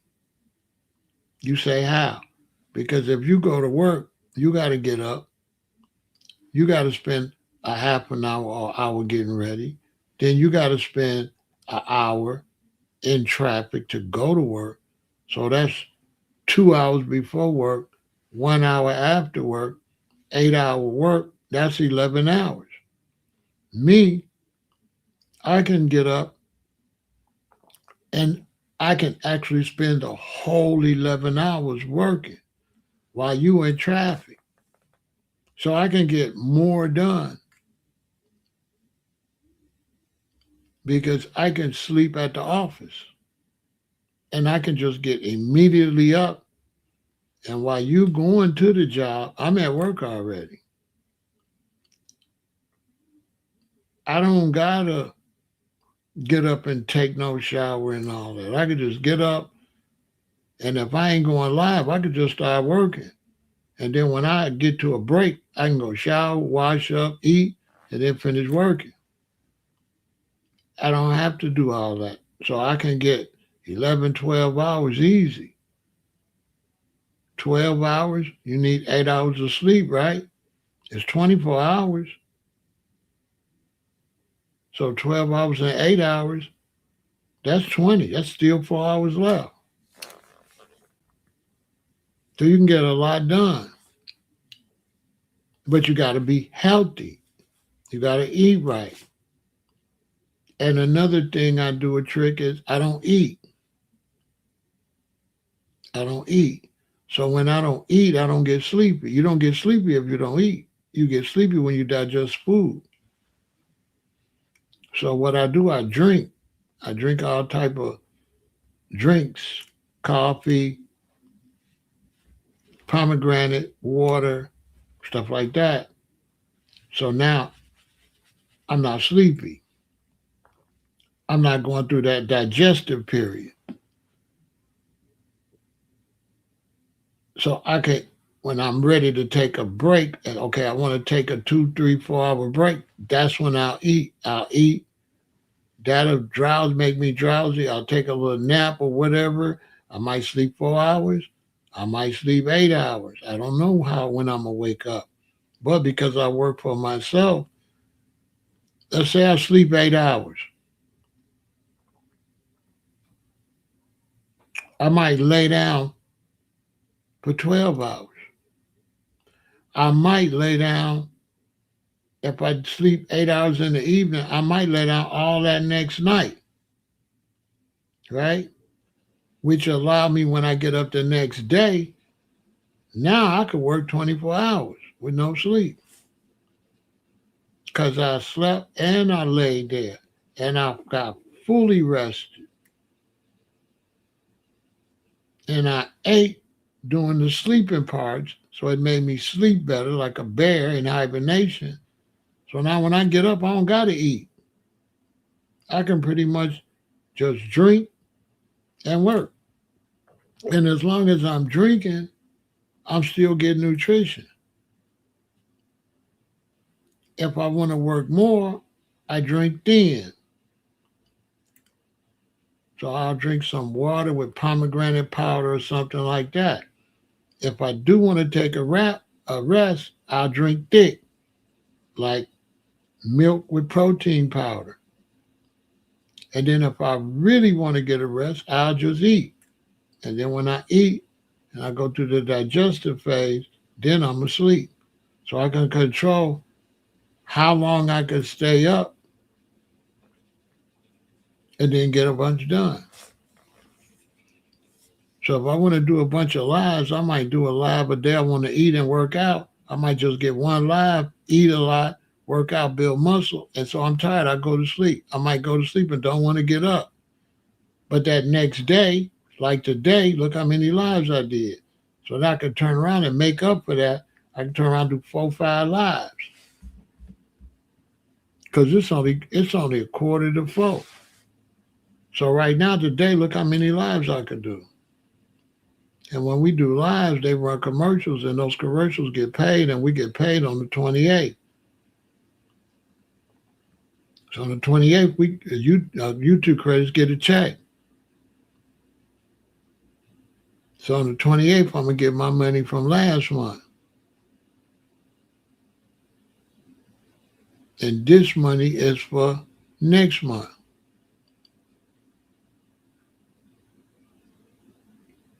So imagine just sitting around chilling, talking, and getting a check. Then, if you're a businessman, you know, some people, they do live, so they can get 5,000, so like that. When you're a businessman, you can get 2,000. Because now the 2,000, you're going to flip that anyway. So you can take the 2 from YouTube or the 5 from YouTube, and now that's invested in your other businesses. Hey, you could do mail order businesses. So if you're doing mail order business, you get up, put your packages in, run to the post office, come back and go live. If the post office closed, you can walk to the post office and go live and be making money while you're going to make money.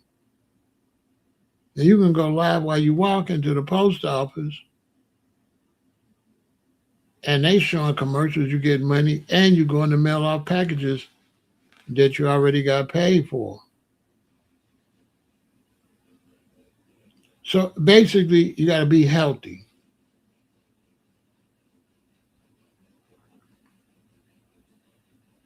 So when they say health is wealth, people don't get it. They don't understand. They think they don't understand that's real science. That's real science, like health is really wealth. LeBron James make money, right? From what? From being healthy. If he ain't healthy, he can't play basketball, correct? All right.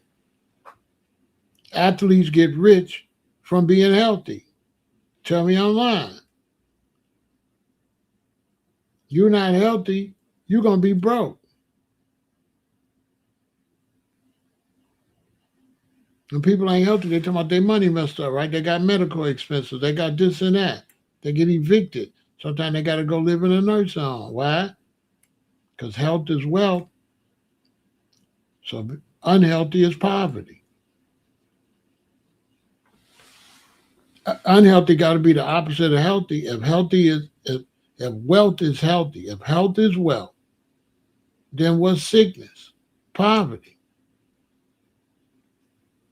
So you up there eating all that cheap food, not taking care of yourself, your ass going to be broke. Your life going to be messed up. You ain't going to be able to do nothing. Because you're not putting the fuel in your body to get nothing done. You got to invest in your health. So that's why y'all need to go and subscribe to Vegan Intel. I'm telling you. And go watch them videos on Vegan Intel. Real talk. Check it out.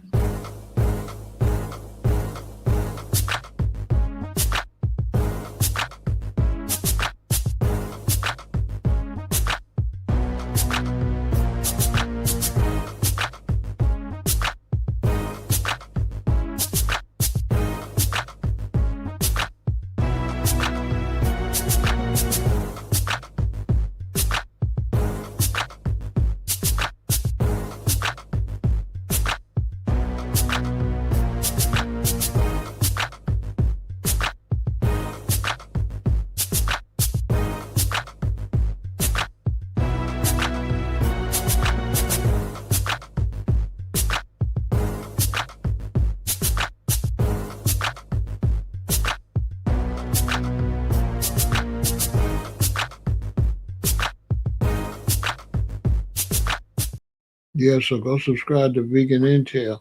And you could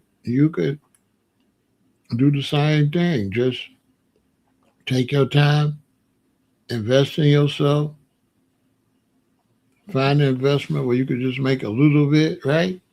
So a lot of people be like, oh, I'm gonna sell this, and they order $10,000 worth. No, find something where you can order $200 worth and make $400. Don't spend no thousand. You don't gotta spend no thousands of dollars to make no money. Flip a little bit of money. Flip 200 into 400 or 600. Then flip the 6 into 18. Then flip the 18 into 4,000. See what I'm saying? And inch your way up. Every time you flip the money and buy more, you getting it cheaper too. So you getting way more when you spending 2,000 than you got with 400. Because the more you spend, the more product you get. And just flip your product, be consistent, and work hard. You can get rich selling house shoes, robes, pajamas. Make you some pajamas and sell them. Everybody need pajamas, robes, nice coats.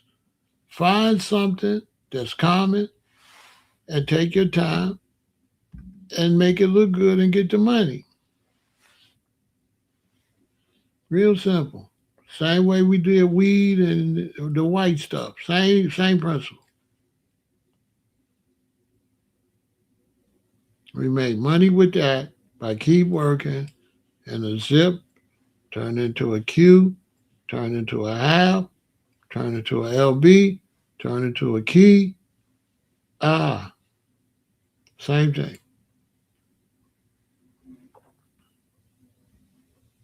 A LB sold could easily be 3 LBs. Same thing legally. You do the same thing people do illegally, do it legally. You don't got to do nothing illegal. It's the same principle.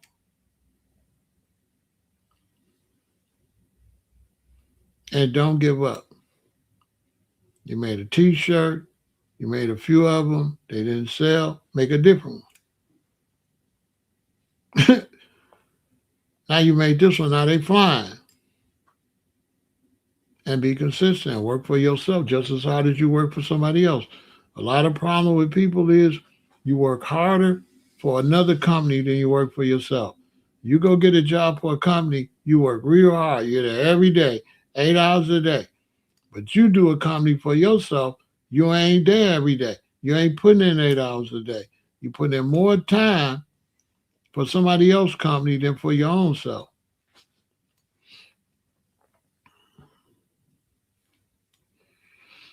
One good business to always get in is a business of stuff you already use. Because now you saving money with the stuff you use, correct? That's money you giving out. Buying hair grease. Make your own hair grease. Now you don't got to buy none and you selling it. Duh. Make your own body wash. So now you're not buying body wash. You saving money right there. Because you making it wholesale, you getting body wash dirt ass cheap, and then you selling it.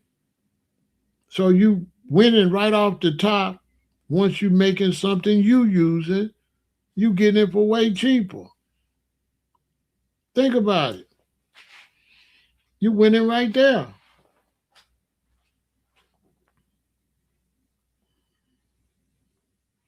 You winning right there.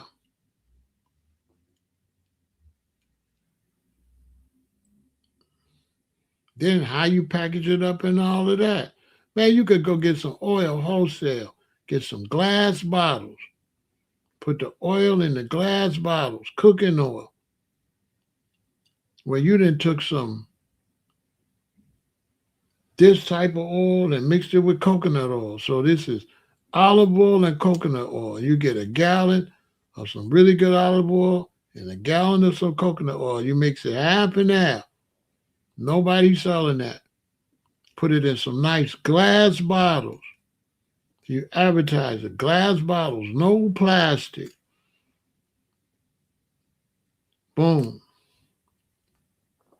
Olive oil and coconut mixed. Perfect for cooking, which it would be. Nobody got olive oil and coconut oil mixed.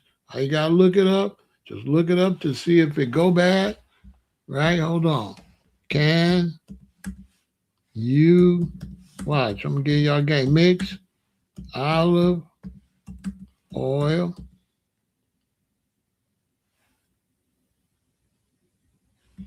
with coconut oil.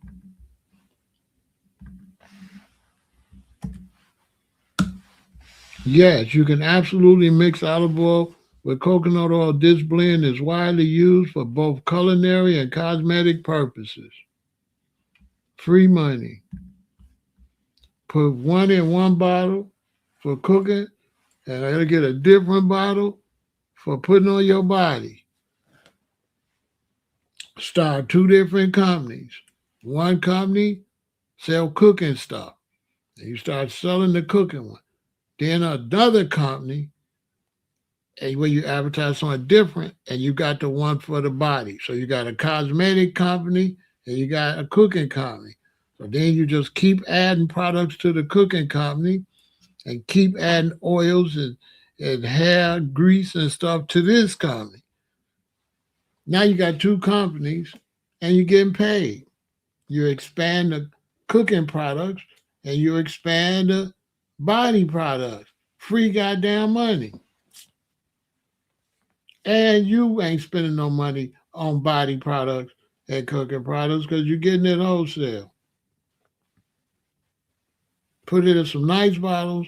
Go around your relatives. Here, mama, buy this. Here, cousin, buy this. Sister, brother, buy this. And make your family buy your products and support your business. Then your mama, she liable to start selling it. So you sell your mama to shit wholesale. She doubling her money. You sell your brother this for wholesale. So now you're doing wholesale. Each bottle costs you $1.50. You selling them for $3. They selling it for $5. You winning. Next thing you know, you got to go buy some bottle machinery. If you're a real company, you would be like, wow. Because all you do, the main key is the way the bottle, the label, and the name of the product. That's where you take your time. That's what people mess up at. Take your time with the name of the company and take your time naming the various products. Make it look beautiful and professional and take advantage of poisons for your advertising. Not in plastic. No leaching from plastic. In glass bottles. Bingo. Unrefined coconut oil. Every little thing to make the advertisement stand out. And go get a bag.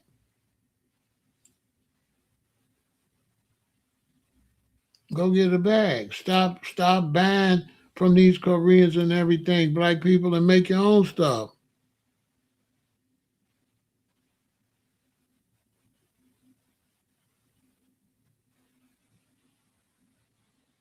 Make your own stuff. I'm telling you.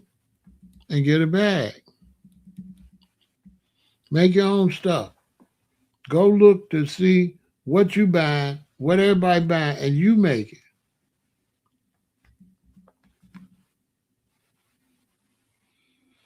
That's how you get money.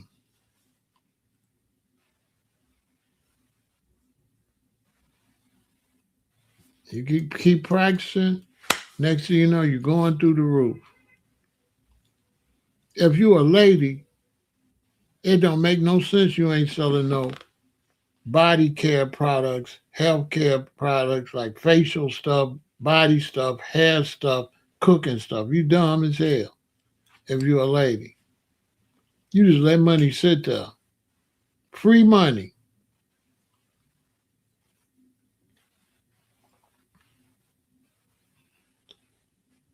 And the best way to do it is make sure, like if you make some hair stuff or some body, make something that knocks your socks off, right? Like that's the key to how to sell it. Make something that you absolutely would buy. Bam. Don't just make something like, oh, I'm gonna make this and sell it. No. Make something for you that you would absolutely buy that you can't necessarily find. That's how you get rich. Make something for you. Don't be like, oh, I'm just gonna make this stuff. No, be like, I'm gonna do my research. I want some oil for my body. So you take your time and you mix the perfect oil for your body. You be like, yeah, then you sell that. Right? You don't be like, I'm gonna make some oil for people to put on their body. That's how you lose. You make an oil, a special oil for you that you can't find at the store that you heard is the bomb. And right now it's a bunch. And then you go buy the oils wholesale, and then you get your money.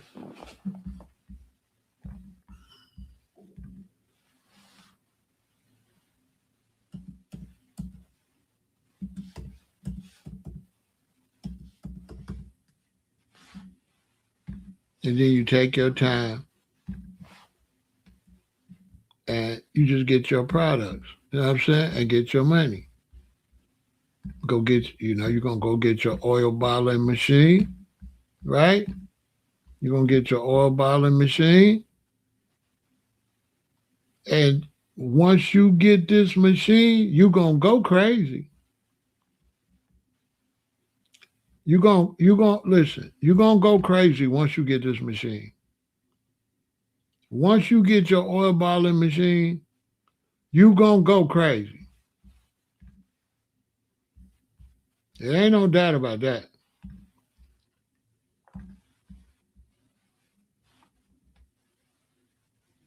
You're going to go crazy. And when you stick with it and you be creative, you're going to go through the moon. You're going to go right to the moon. And that's a fact. You're going to go to the moon.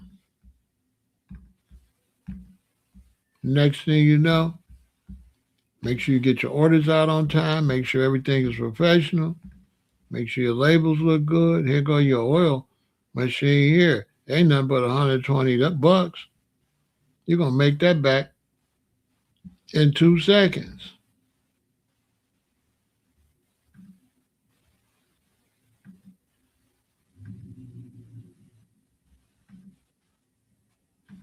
All day. Come on. All you got this is just sitting on. Come on. How you ain't doing this? You know how people getting rich just doing that. They getting rich just doing this. Just bottling up stuff. Hey, when I was in LA, you know how much money I was making with incense? We was making hundreds of dollars a day with incense. How you doing is dipping the sticks, letting them dry, putting them in a plastic bag, stapling a label on them, $1 a pack. We going downtown. I'm selling $150 worth. My boy selling $150 worth. My queen selling $250 worth every day. $550 a day selling incense for $1. people's looking at us like we was bums and whatever. We was making more money than them and a nice job. They got a nice job. They ain't making, you know what I'm saying?